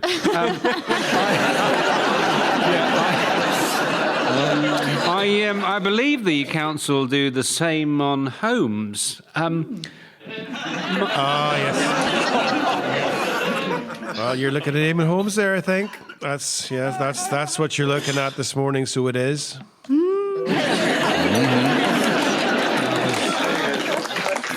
Mind you, the loo there, it was very cramped. The hot tap scalded me rear... Shut up! Over the sink I was. Oh, good Lord. OK, I've got it. Maria Sharapova. Yes. Very good. What is this? Oh, it's a bumper pack of condoms. Yes, I was hoping to Roger more than I used to. I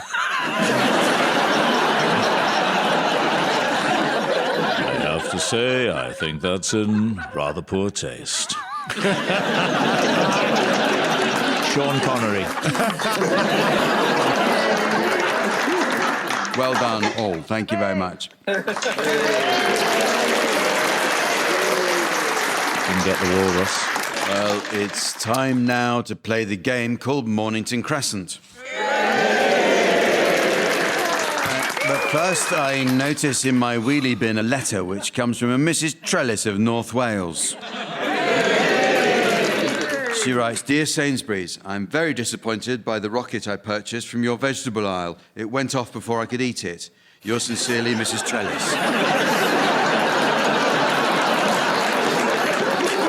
Well, on with the game, and I know from previous visits that Northern Irish audiences can't help but admire our smart London ways.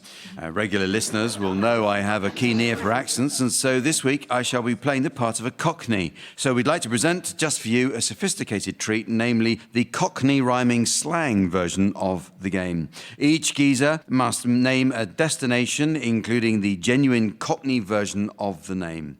So, here we go. Go blimey, Miles. You're to start, so on your marks and sparks, national debt, sweet and low. What are you on about, you addled pervert? Sorry, Miles, that was Cockney for on your marks, get set, go, silly. All right. I'm afraid of the dark, Kilburn Park. Yes. Rory. God save the Queen, Stepney Green. Stepney Green, Pippa. I'll play Tickle Your Dill, Notting Hill. Well done, Jack. Right, okay. Sorry, it was Jack the Ripper, Pippa. I thought... No, it was actually really clever. Doesn't matter, I thought you'd be pleased with it, but, you know, anyway. Thank you, wrinkled sack. Right, OK. Discarded sheath, Hampstead Heath.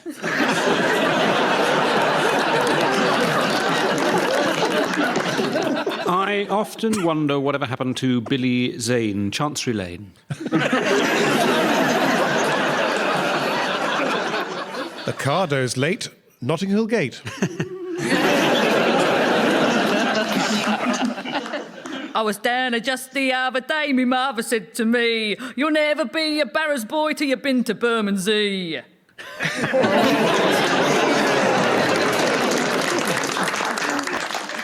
Shed your load, Charing Cross Road. Not at all bad. They make particularly nice sausages in the Lincolnshire town of Louth, Clapham South. I'm not sure I'm buying the Cockney rhyming slang for Clapham South. Oh, no, it's absolutely... You're going to have to lose points. I think it's shut your mouth. Oh, well... It's okay, I'll let it go. Try not to be a merchant banker again.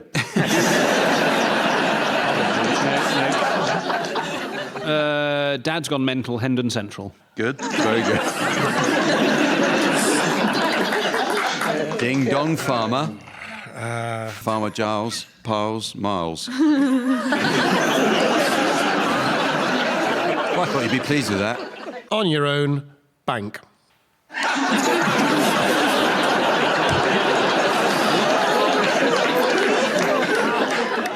Come on, Rob. It's my turn, actually. Sorry, you. Pip. What are you going to say? I'm going to say, papa, next stop Olympia. Ain't life pleasant, Mornington Crescent? It's now time for some music in the game called Swanee Kazoo. This is the round where the teams duet to combine the sweet soprano of the Swanee whistle with the bullock's bellow of the kazoo. Providing musical accompaniment, we have Colin Sell. Colin says he's recently been playing with Professor Green, but admits if he's not available, he's happy to take Miss Scarlet, Professor Plum, or Colonel Mustard. Pippa and Miles, you can start, and I'd like you to provide us with a rendition of You're the One That I Want from Greece to feature Pippa Evans on the kazoo and Miles Jupp on the Swanee whistle.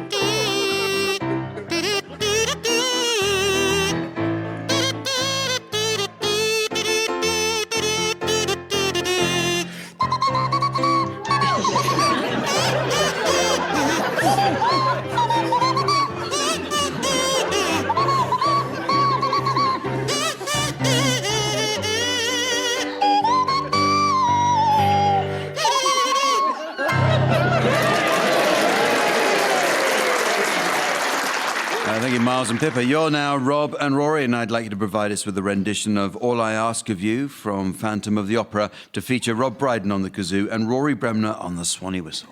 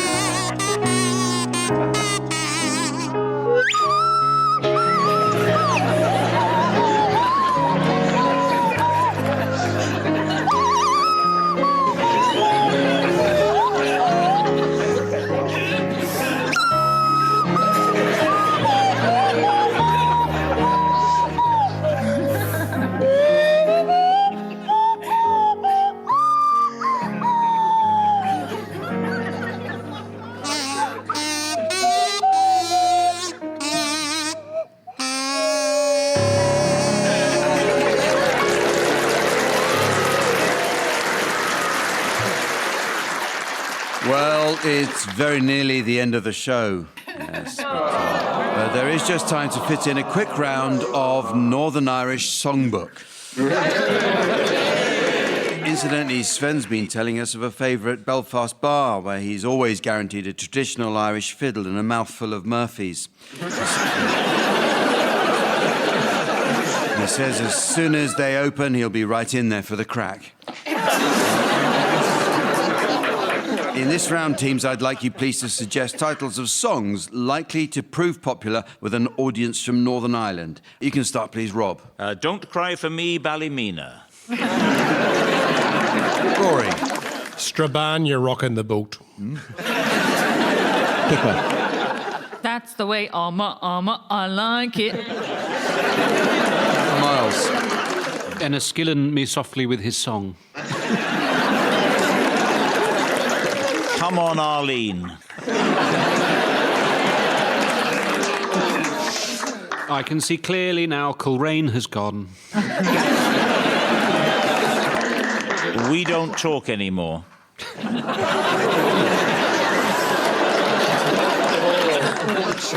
You can go Tyrone way.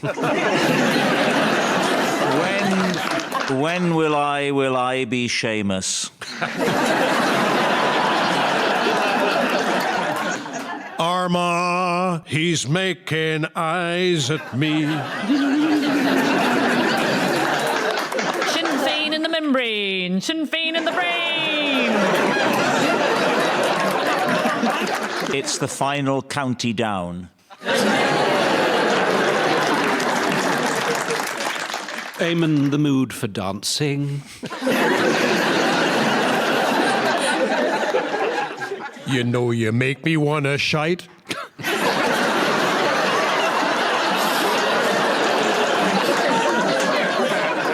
And so, ladies and gentlemen, as the tide of time dislodges the speedos of serenity and the lone crab of curiosity latches onto the twin testicles of eternity, I notice it's the end of the show. So, from the teams, Sven, myself and our virtual audience from Northern Ireland, it's goodbye. Goodbye. Miles Judd, Pippa Evans, Rory Bremner and Rob Brydon were being given silly things to do by Jack D, with Colin Sell setting some of them to music. The programme consultants were Fraser Steele and Stephen Dick, and the producer was John Naismith.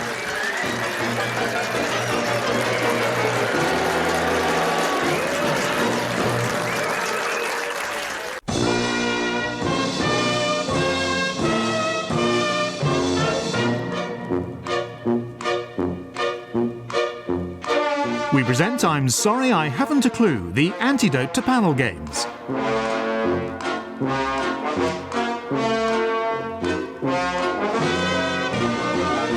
At the piano is Colin Sell, and your chairman is Jack D.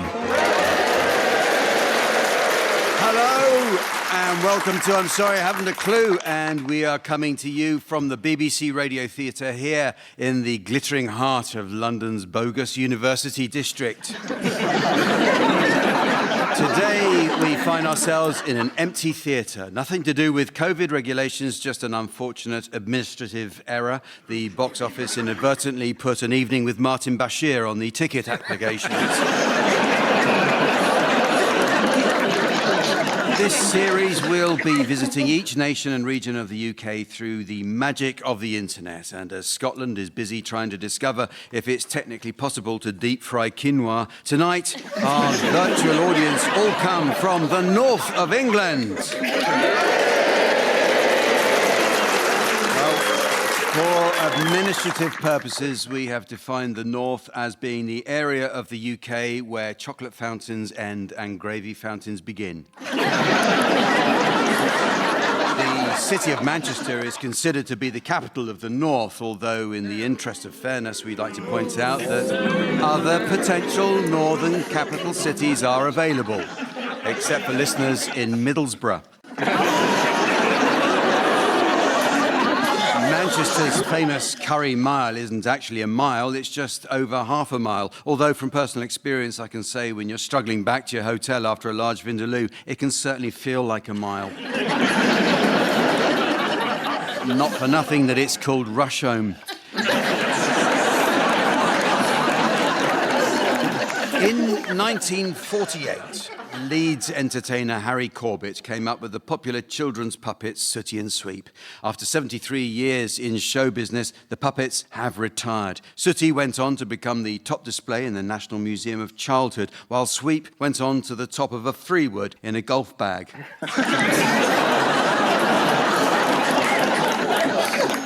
Sheffield is the country's largest manufacturer of cutlery and is the only place... It's a shame you don't know how to use it, isn't it?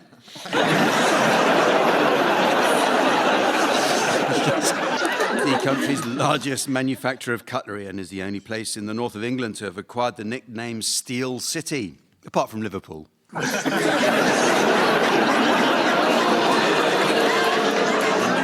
Such is Liverpool's cultural makeup today that over 51% of people speak a language other than English. It's called Scouse.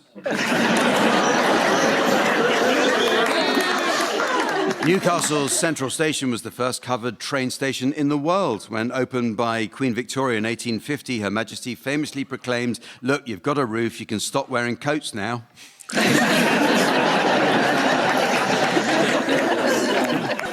The first ever Greg's Bakery opened in Gosforth in 1951. Every year, dozens of Greg's aficionados make a pilgrimage to this branch. It would be more, but the bakery is slightly uphill.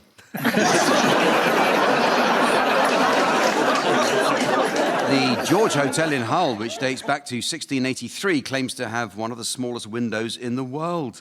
The world's actual smallest window dates back to March 2020 and can be found in Boris Johnson's diary under the title "Deal with COVID."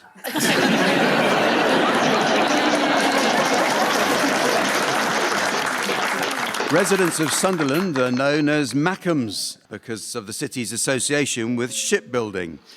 Coincidentally, managers of beleaguered Sunderland AFC are known by fans as Sackhams.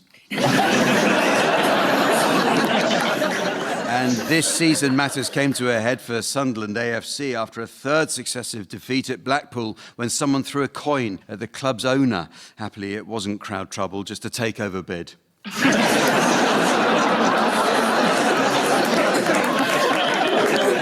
And talking of week in, week out displays of utter mediocrity, let's meet the teams. On my right, Fred Macaulay and Rachel Parris. And on my left, Lee Mack and Andy Hamilton. And taking her place at the desk next to me to enjoy an evening of scoring, please welcome the ever-delightful Samantha.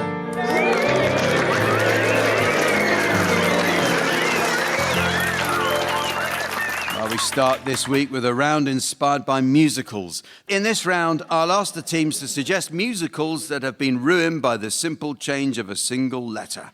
Fred, you can start. The Book of Moron. Rachel. Gary Poppins. Andy. Peddler on the Roof. Is that the one with the song Raindrops Keep Falling on My Head?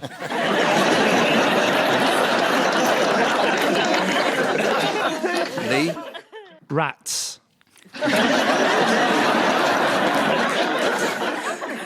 Red Knobs and Broomsticks.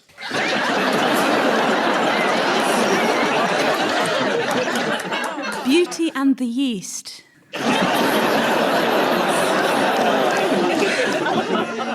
Annie, Get Your Canoe.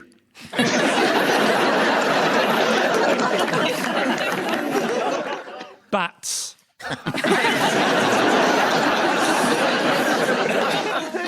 Jesus Christ Superstore.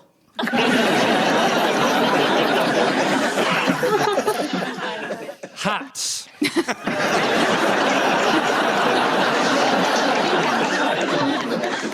Aspects of Gove.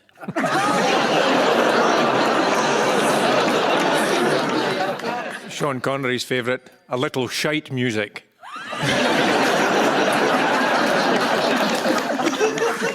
I've got a bit more highbrow, got an opera, Tosser.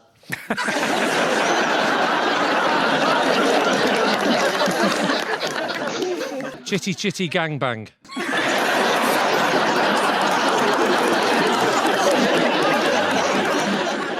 Seven brides for 7 brothels. OK, well, it's now the time when I ask our teams to sing one song to the tune of another. At the piano, Colin Sell. Incidentally, Colin tells us it was Johnny Cash that helped him buy his first piano. He says back in the 1970s, those condom machines were a license to print money.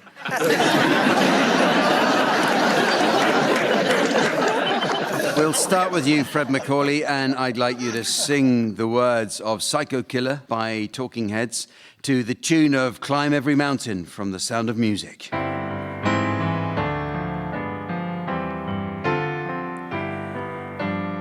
I can't seem to face up to the facts.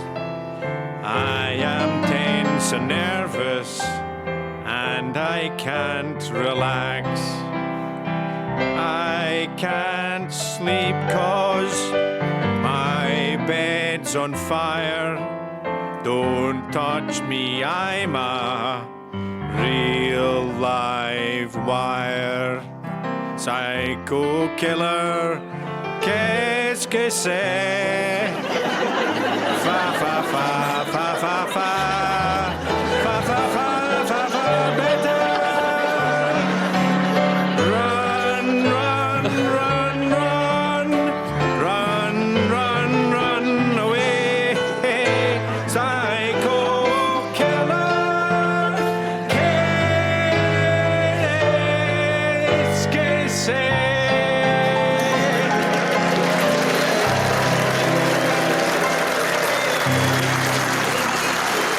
Thank you, Fred. Well, it's you now, Lee, and I'd like you to sing the words of Roberta Flack's The First Time Ever I Saw Your Face to the tune of the William Tell Overture.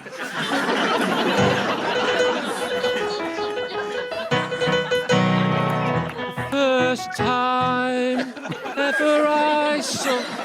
Sorry, I'm new on this show. Is that how you do it? I thought he was just there to distract me. Have another go at it, Lee. Have another go. Right, here we go. Here we go.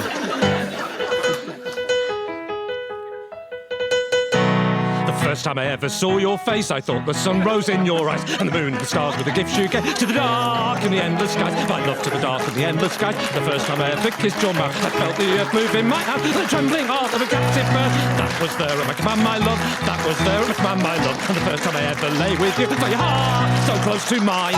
Oh, yeah.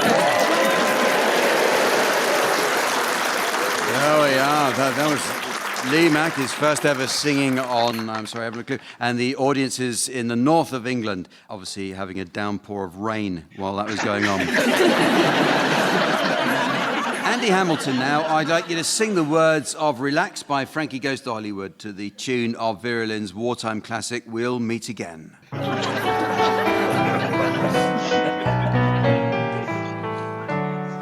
Relax, don't do it when you want to go to it. Relax, don't do it when you want to come. Relax, don't do it when you want to suck it, chew it. Relax, don't do it when you want to come. But shoot it in the right direction, making it your intention. Live those dreams, skin those schemes. Got to hit me with those laser beams. Relax, don't do it when you want to go to it. Relax, don't do it when you want to come.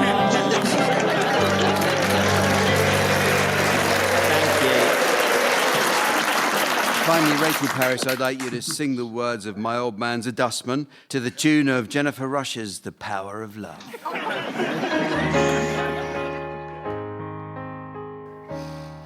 Now here's a little story.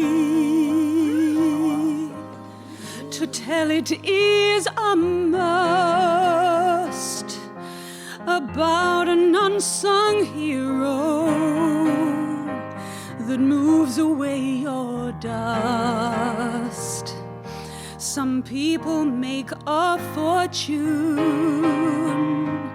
and others earn a mint. But my old man, he don't earn much. In fact, he's flippin' skint. Oh, my old man's a dustman. He wears a dustman's hat. He wears cold blimey trousers, and he lives in a council flat. He looks a proper nana in his great big hobnail boots. He's got such a job to pull them up that he calls on Daisy Roots.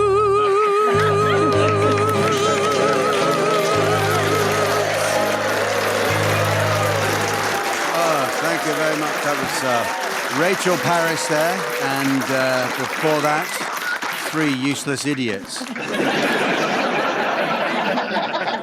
Well, the next round, word for word, is all about words and their meanings. Take the word northerner, for example, which is regarded as a pejorative term by some in the south of England based on a simple prejudice about the way those in the north are perceived to speak. This is clearly nonsense. It's the way they dress. In this round, each team takes it in turn to exchange a series of random words.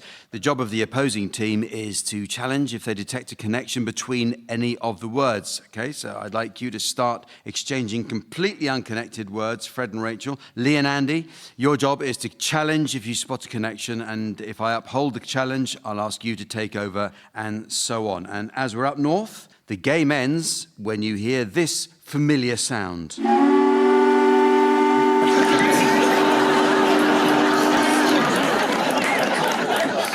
Just a reminder, if you are listening up north, that is not really the factory whistle, it's just your wireless set, so no need to get father's tea on. Okay.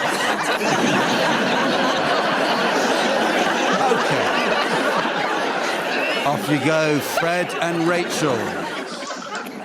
Whippet. Crank. Purify.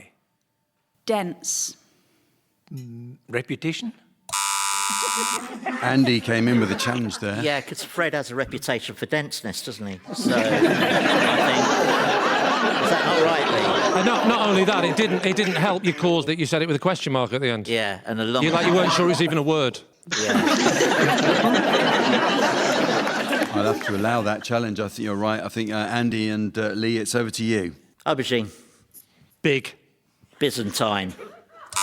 Fred came in with a challenge there. Yeah, I've got a reputation for being dense. And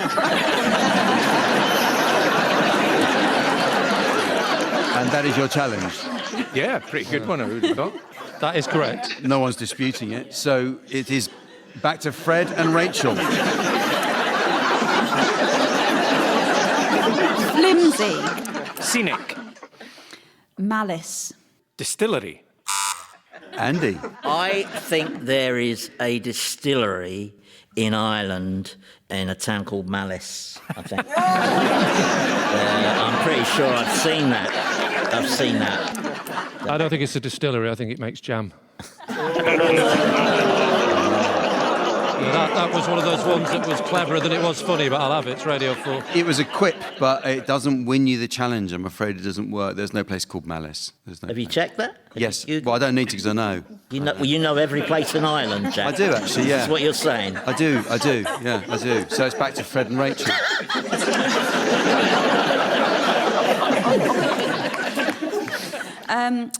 Absurd. Strip light. Small. Wheeze. Andy has come in with a challenge on... Yeah, I did a couple of small wheeze just before I came on. So there is a connection there.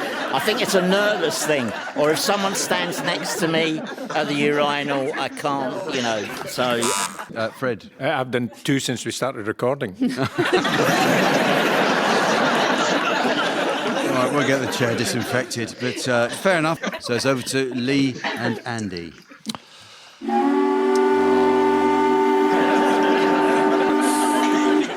Just when it was getting fun, the round has come to an end.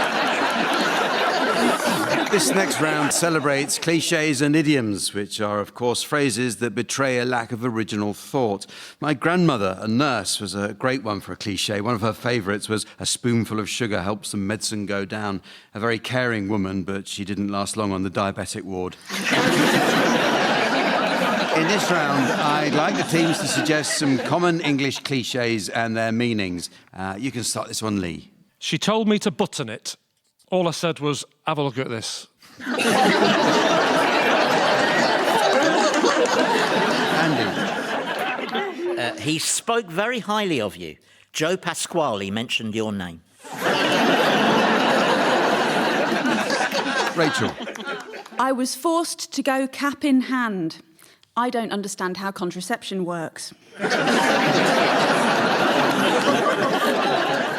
Fred. He can do it in his sleep.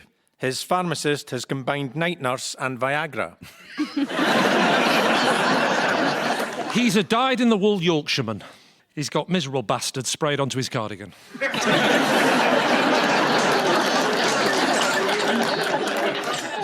Butter won't melt in his mouth. He's dead.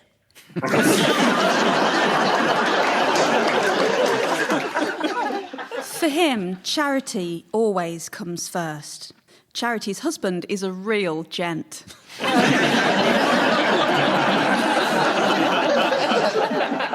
He lives within spitting distance. My house is next door to Piers Morgan's. She was drop-dead gorgeous. I'm a necrophiliac.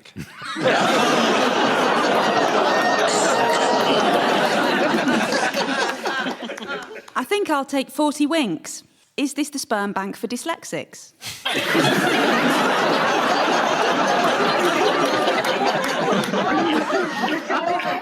It's not rocket science. We actually call it salad geometry.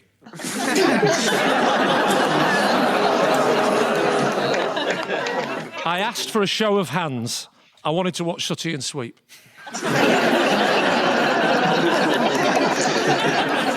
I watched her beaver away up a ladder. Sharon Stone's been decorating my house.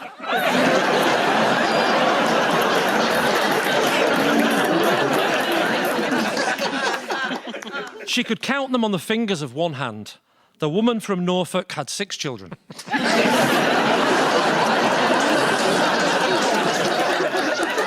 Well, the next round is a musical one. Our musical accompaniment will be provided by Colin Sell. Incidentally, Colin tells us he's been on the road with Rag and Bone Man. He had a very good day yesterday. They got an old bath and a hot water tank. And that cardigan.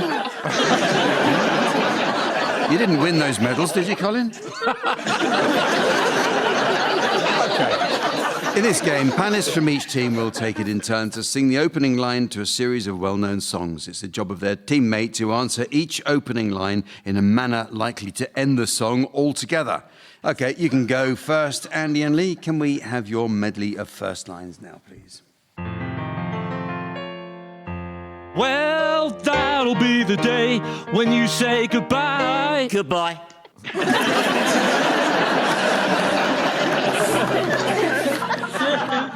You never close your eyes anymore when I kiss your lips. And there's no tenderness like before in your fingertips. Oh, hang on, I'm in the wrong house.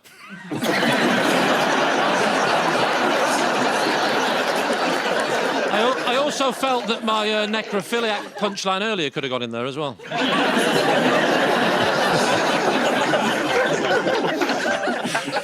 Why do birds suddenly appear every time you are near? Me wig's full of maggots.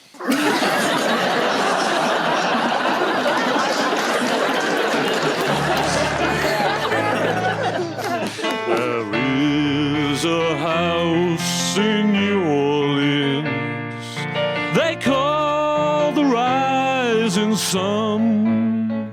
But it's the Weatherspoons now.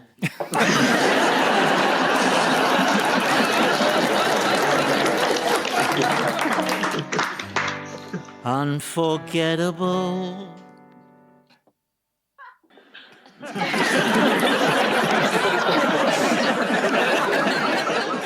I definitely had something for this.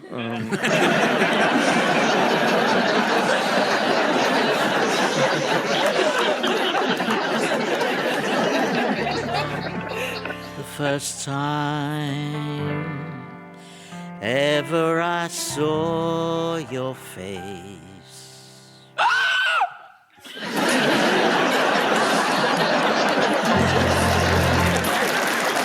Right. Your turn now, Fred and Rachel. Can we have your first line medley now, please? It's been 7 hours and 15 days. Yeah, how long does this lateral flow test take?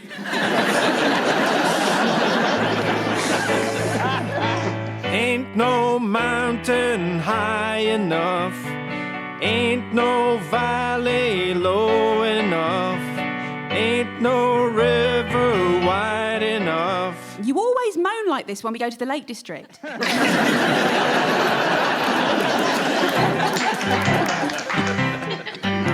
I love him, I love him, I love him, and where he goes I'll follow, I'll follow, I'll follow. So the restraining order's cancelled then, is it?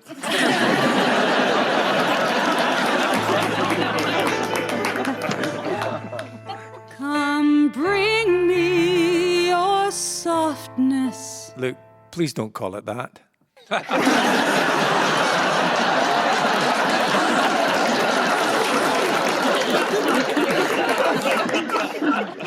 War! Huh! Yeah, what is it good for? Absolutely nothing. War! Huh! Yeah! This is Kate Adie, BBC News.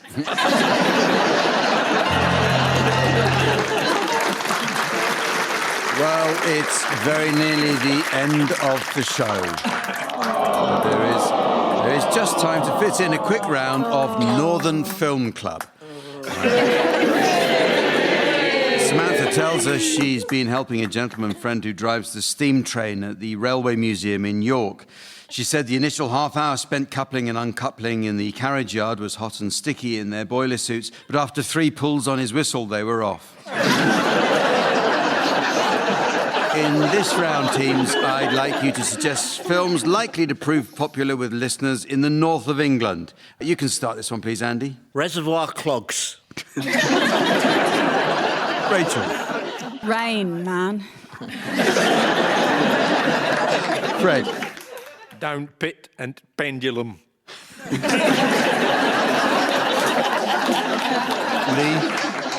Mary popping out for a bit. I, Claudius.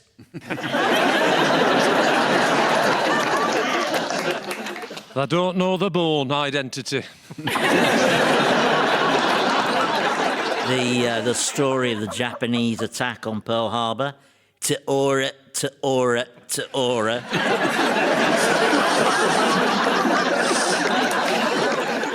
Oh, Chuckle brother, where art thou? 50 Shades of Gravy. Little scouse on the prairie. 12 Angry Bastards.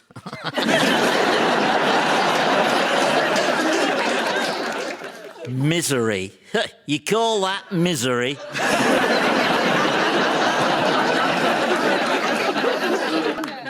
Beetlejuice.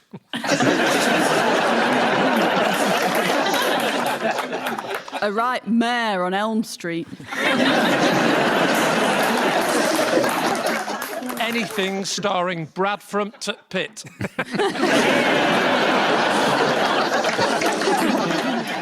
Murder on Transpennine Express. Hats.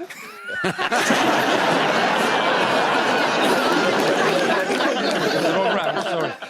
Bring me the head of Alfredo Hepplethwaite. And so, ladies and gentlemen, as the turquoise tank top of time is graciously gifted to the grandson of ingratitude before being snapped up from the Sue Ryder shelf of serendipity by the hipster of humanity, I notice it's the end of the show. So from the teams, Samantha, myself, and our virtual audience from the north of England, it's goodbye. Goodbye. Andy Hamilton, Rachel Paris, Fred McCauley and Lee Mack were being given silly things to do by Jack D, with Colin Sell setting some of them to music. The programme consultants were Fraser Steele and Stephen Dick, and the producer was John Naismith.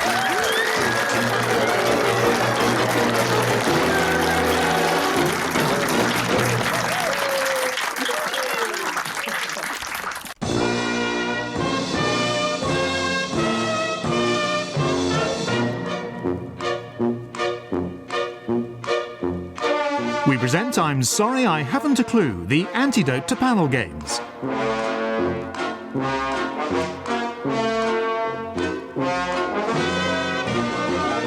At the piano is Colin Sell, and your chairman is Jack D. Hello and welcome to I'm Sorry I Haven't a Clue. And we're coming to you today from the BBC Radio Theatre here in the glittering heart of London's pole dancing district. The UK pole dancing club industry suffered a major setback recently when Whipsnade announced the death of its last remaining spearmint rhino. This series will be visiting each nation and region of the UK through the magic of the internet. And today, our virtual audience all come from Scotland. Edinburgh replaced Perth as Scotland's capital in 1437. Initially resentful, the people of Perth eventually came to support the move, as it meant every August their streets weren't filled with sodding jugglers. Just outside Edinburgh's St Giles Cathedral is the stone mosaic known as the Heart of Midlothian. Locals often spit upon the heart for good luck, though the tradition was originally a sign of public disdain for the executions that took place nearby. Either way, the Heart of Midlothian is set to remain a COVID level 4 lockdown for the next 200 years.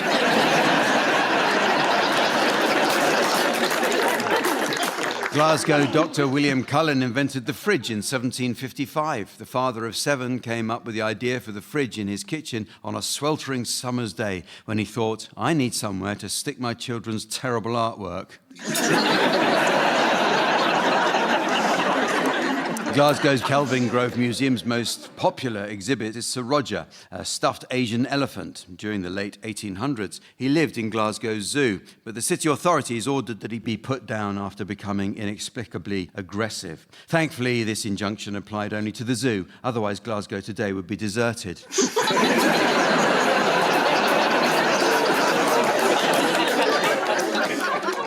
Scotland's most beloved double act is the Crankies. In 2004, a backstage fall during a performance of Jack and the Beanstalk led to Wee Jimmy being rushed to hospital. Once in A&E, Wee Jimmy was treated for concussion, and the young doctor who asked Wee Jimmy to take off his clothes was treated for severe shock.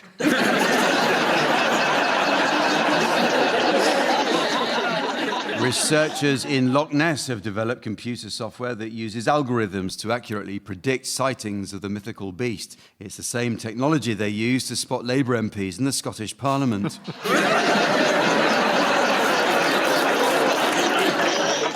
The shortest commercial flight in the world is in Scotland. The journey between the islands of Westray and Papa Westray in the Orkneys is approximately 1.7 miles and takes just 90 seconds. The most frequent flyer is the local GP, who's taken the flight twice a week for 15 years. He says he hopes one day to get to the end of the in-flight movie. Let's meet the teams. They are, on my left, Lee Mack and Andy Hamilton. And on my right, Rachel Parris and Fred Macaulay. And taking his place on the scoring desk next to me, please welcome our resident tree trunk in trunks, the immaculate Sven.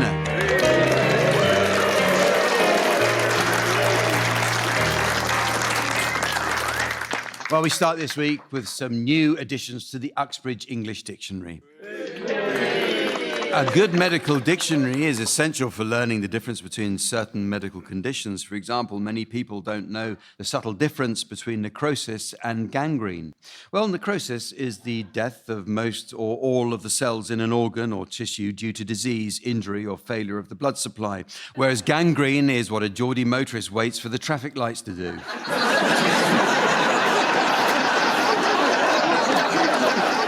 But the meanings of words are constantly changing, teams, so your suggestions, please, of any new definitions you may have spotted recently. Andy, you can start. Pioneer. Common cause of deafness among pastry chefs. Rachel. Discussion, not dat cushion. Lee. Nantucket. What happened to your grandfather's virginity? Fred. Ruination. We're having a referendum.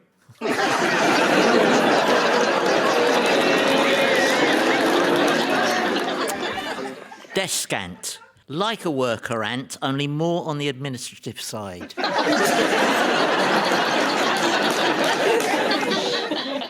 Crackling. A tiny little bum.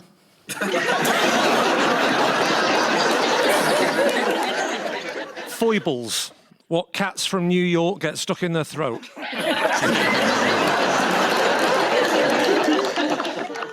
Parkour. Prostitute who hangs around the botanical gardens.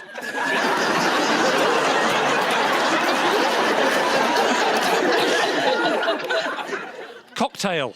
50 Shades of Grey.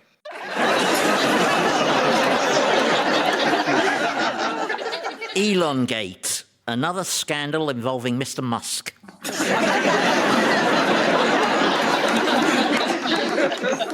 Parasol. An annoying skydiver.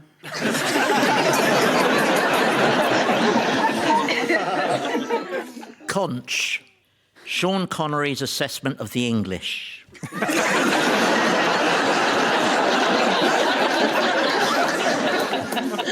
Maintain. Big posh hill.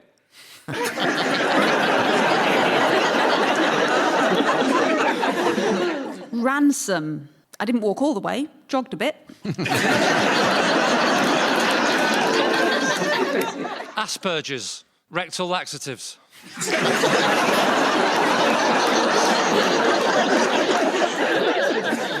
Splayed. A drunk's shovel.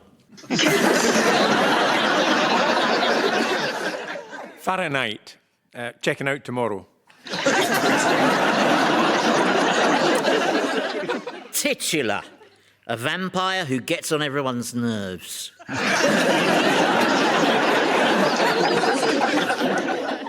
B negative. Jack D's self-motivation speech.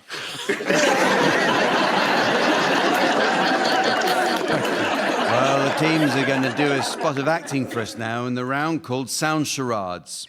It's the variation of the old TV favourite Give Us a Clue, the show that featured Mime Master General Lionel Blair. Ever sprightly Lionel has been spending lockdown studying for a degree with the Open University, and last week he was honoured with a 2-2. All the other candidates got certificates. Andy and Lee, you're to start, please, and your title will shortly be displayed to the audience via the laser display screen. For listeners at home, here's the mystery voice. Pointless. Pointless. It's a TV show, one word. Could I have the next audition, please? And you are? Lee Mack, auditioning for the part of Hamlet. To be or not to be? Can I make a bit of constructive direction, Lee? You have a recurring mannerism, which is that you tend to thrust your index finger out ahead of you. And I don't think you should do that quite so much. Do you see what I'm getting at? Well, yeah, but I mean, you know, you giving me this note is, what's the word? It's futile. It's without purpose. Oh, what's the word? I don't think we have time to wait for you to find words, Lee, but if you asked 100 people, you would probably get the same answer. Rachel, I think it's maybe a game show. Yes, I think quiz, so as quiz well. show.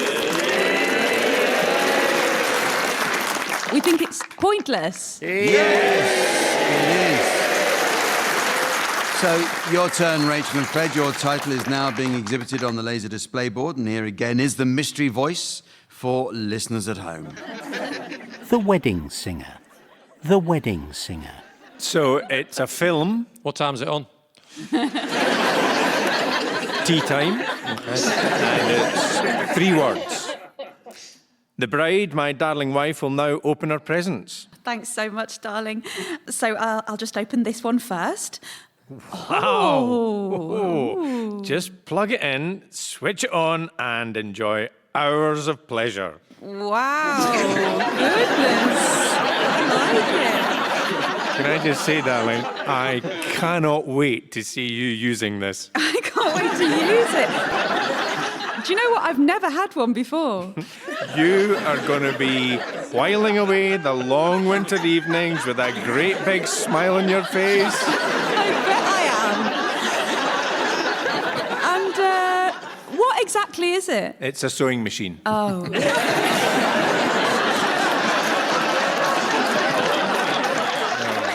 So... A good twist, that, actually, because I thought it was a vibrator. Didn't you? I mean, all the clues were there. I'm thinking, this is a vibrator, this. And it wasn't. It was a sewing machine. I think it's that film with Thingamy. The thing with Thingamy and the Ujima flip. And they go to the what's it? Yeah, and then they get and the then thing. They get married. And they get married. It's called yeah. The Wedding Singer. Yes. All right, a final title now being displayed for Lee and Andy, and here's the mystery voice for listeners at home. No, no, Nanette. No, no, Nanette. So it's a musical? It's on at tea time. On Wednesdays and Saturdays, it's on at lunchtime as well. It's a musical, and it's 3 words. So would your grandmother like anything to eat? No, she wouldn't.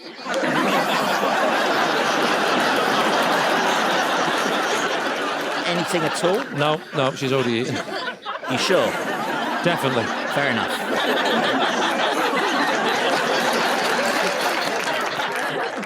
Is it something to do with gran or nan? Oh, yeah.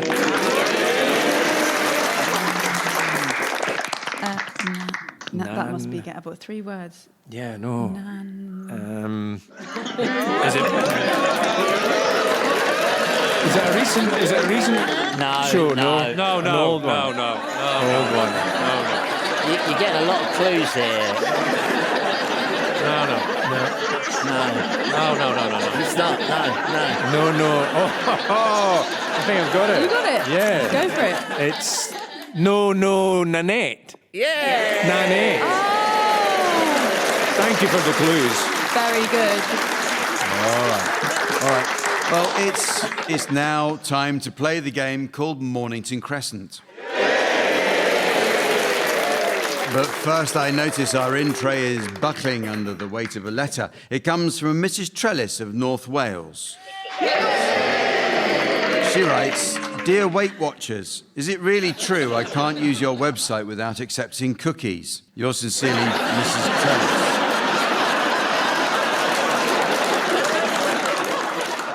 OK, this week we'll be playing a version of the game pioneered by the Reverend William Archibald Spooner, the Oxford Don famous for getting his turds in a wangle. In Spooner's Cronington Messant, initial translocation is mandatory. Loops will be doubled, but huffing on the outpass will incur 2 backings. Players in Nip will forfeit parallel house points in the usual way. Stead, you can fart. Sorry, Fred, you can start. Crikey. Pinsbury Fark. Can I just check? I'm fairly new to this.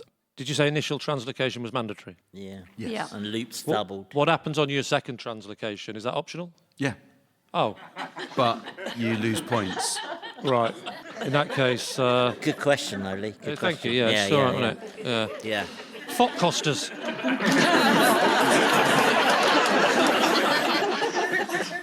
Sapham Clouth. Was that a loop? No, it's not. Is that? No, it's not a loop. Is No, it? it's not a loop, No. no. Okay, I'll go Hyde-Cark Porner.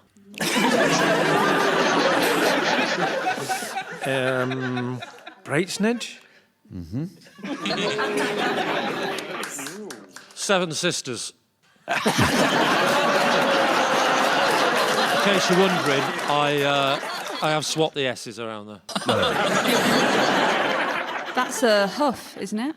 It's not a huff, no. No? I mean, I'm very new to this, but even though... No, but you still have to stick to the rules. Yeah, but I know that it's not a huff, I meant. I'm new to it. I didn't mean I'm new to it, let it go. I meant I'm new to it, and even I know that it's not a huff. Oh. Is what I meant. Well, off the back of that microaggression, I'm going to go for... I think that was a macroaggression. I don't think that was a microaggression, but... Look, I'll be friendlier now. Look, I'm giving you a microwave. Quite visual, that. Would have gone down a storm with the proper audience. Puffnell Tark. Puffnell Tark. Puffnell Tark, and that's not a loop. Or is... No, it's not. Bulham Fraudway. Well, I'm afraid that is a loop. Is it? Yes, yes. I mean, I've played before, but it was Morningside Crescent. So this is, and I'm worried about the loops, but I did this on Morningside Crescent. It's also going to work here, I think. Arnt Boak.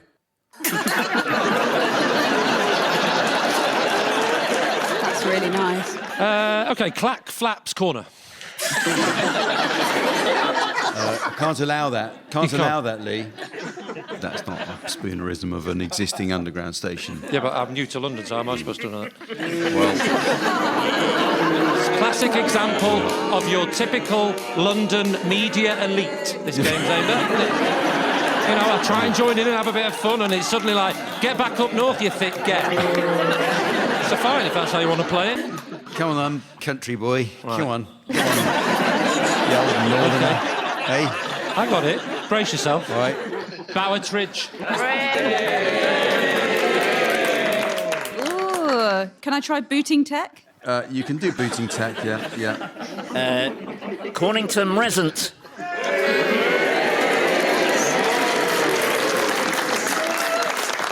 Our next round is all about... Oh, is it done?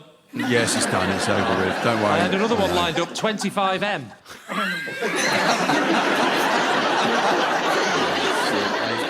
I don't think we'll be having Northerners on the show very much more after this one. It doesn't work. Our next round is all about Scottish children's rhymes, and there have been few finer rhymesters than Scotland's own national bard Robert Burns. Despite the popularity of his poetry, Burns' use of archaic language can prove problematical to the modern Scot. The impact has perhaps been felt most keenly by the Scottish Post Office, which every January the 25th has to deal with thousands of incorrectly addressed haggises.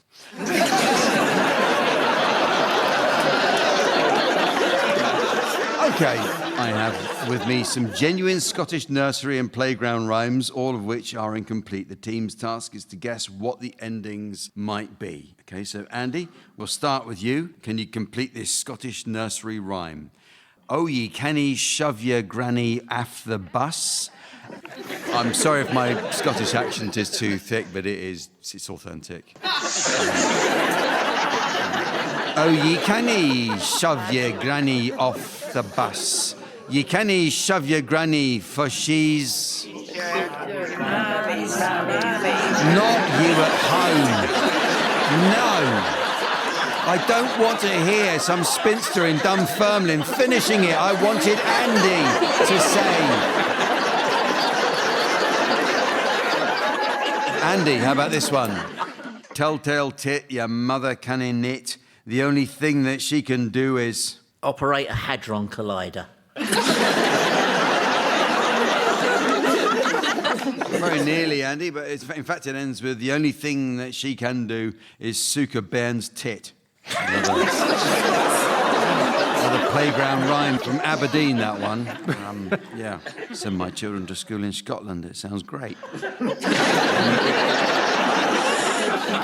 One for you now, Lee. Can you complete this? 3 craws sat upon a war, sat upon a war, sat upon a war. 3 craws sat upon a war. And now the news where you are.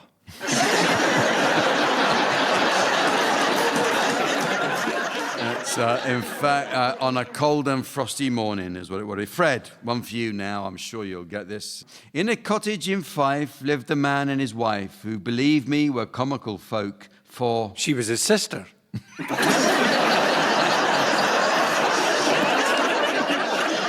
It says, for to people's surprise, they both saw with their eyes and their tongues moved whenever they spoke. Rachel, how about this one? Rockabye, baby, thy cradle is green. Father's a nobleman, mother's a queen. Aunt Betty's a lady and wears a gold ring and... We don't mention Harry and Meghan.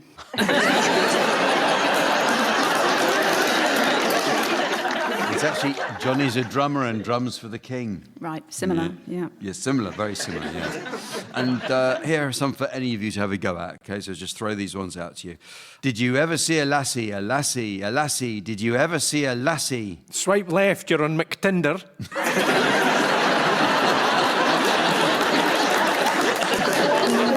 Go this way, and that is how that one ends. Here's another one. The horny gollock is an awesome beast, supple and scaly. What do you mean, put it away? It says he has tail horns and a handful of feet and a forky taily. What about this one? Deedle, deedle, dumpling, my son John went to bed with his trousers on. Still Scotland's most popular form of contraception.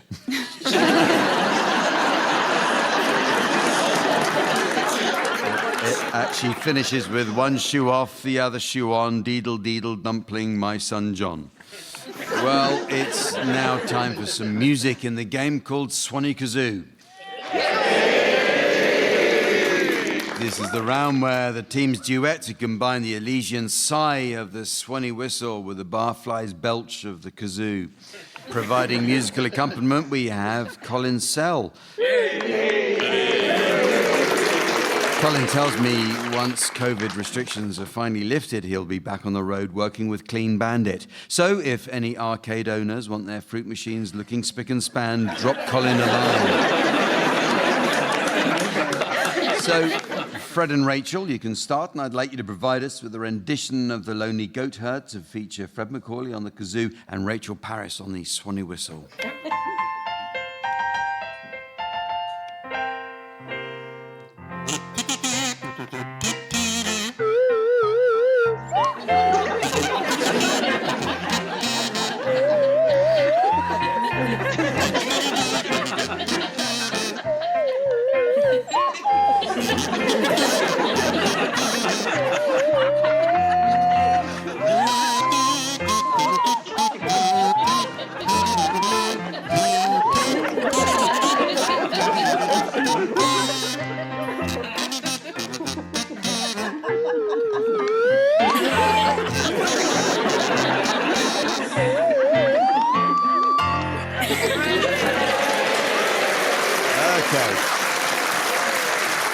You now, Lee and Andy, I'd like you to provide us with a rendition of Anything You Can Do, I Can Do Better to feature Andy Hamilton on the kazoo and Lee Mack on the Swanee whistle.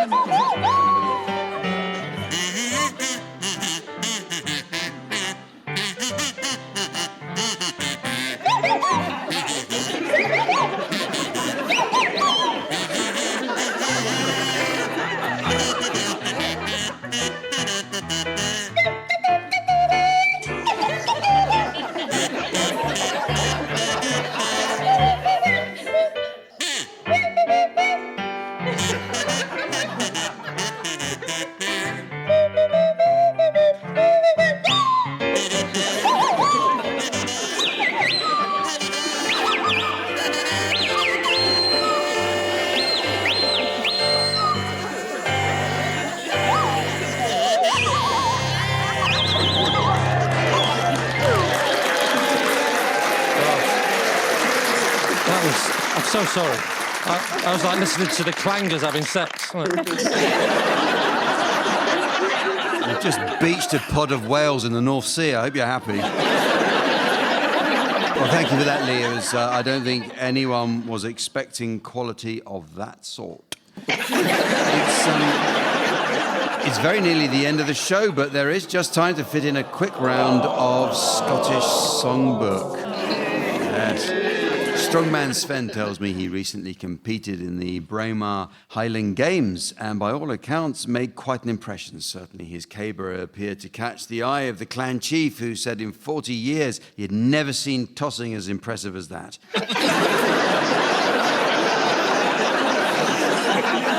In this round, teams, I'd like you to suggest titles of songs likely to prove popular with a Scottish audience. You can start this one, Lee. It's raining, Hen.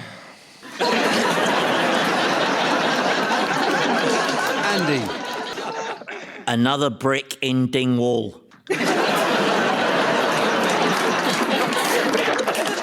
Rachel. Popper's got a brand new bagpipe.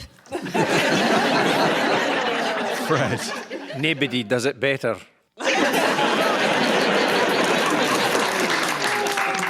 Girlfriend in Iona, I know, it's serious.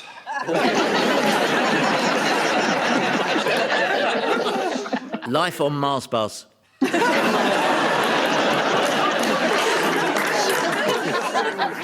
When will I be Hamish? Teenage ball bag.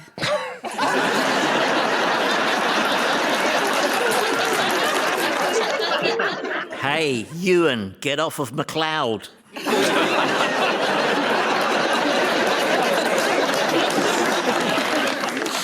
I saw the whole of Dunoon.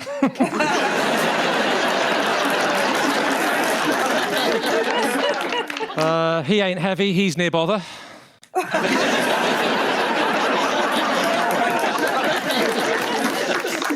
I can't live out with you.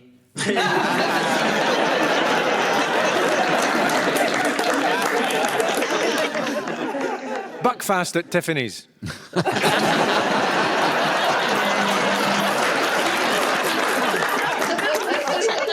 It's a nice day for a white pudding.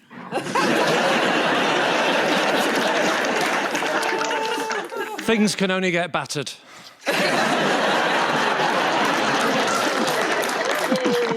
A great Ian Dury one. Hit me with your rhythm stick and I'll break your jaw.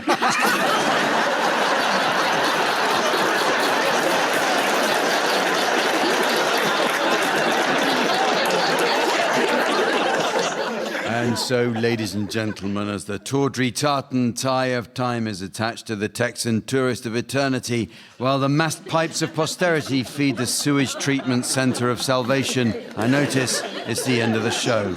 So from the teams, Sven, myself, and our virtual audience from Scotland, it's goodbye. Goodbye! Andy Hamilton, Rachel Paris, Fred McCauley and Lee Mack have been given silly things to do by Jack D, with Colin Sell setting some of them to music. The programme consultants were Fraser Steele and Stephen Dick, and the producer was John Naismith.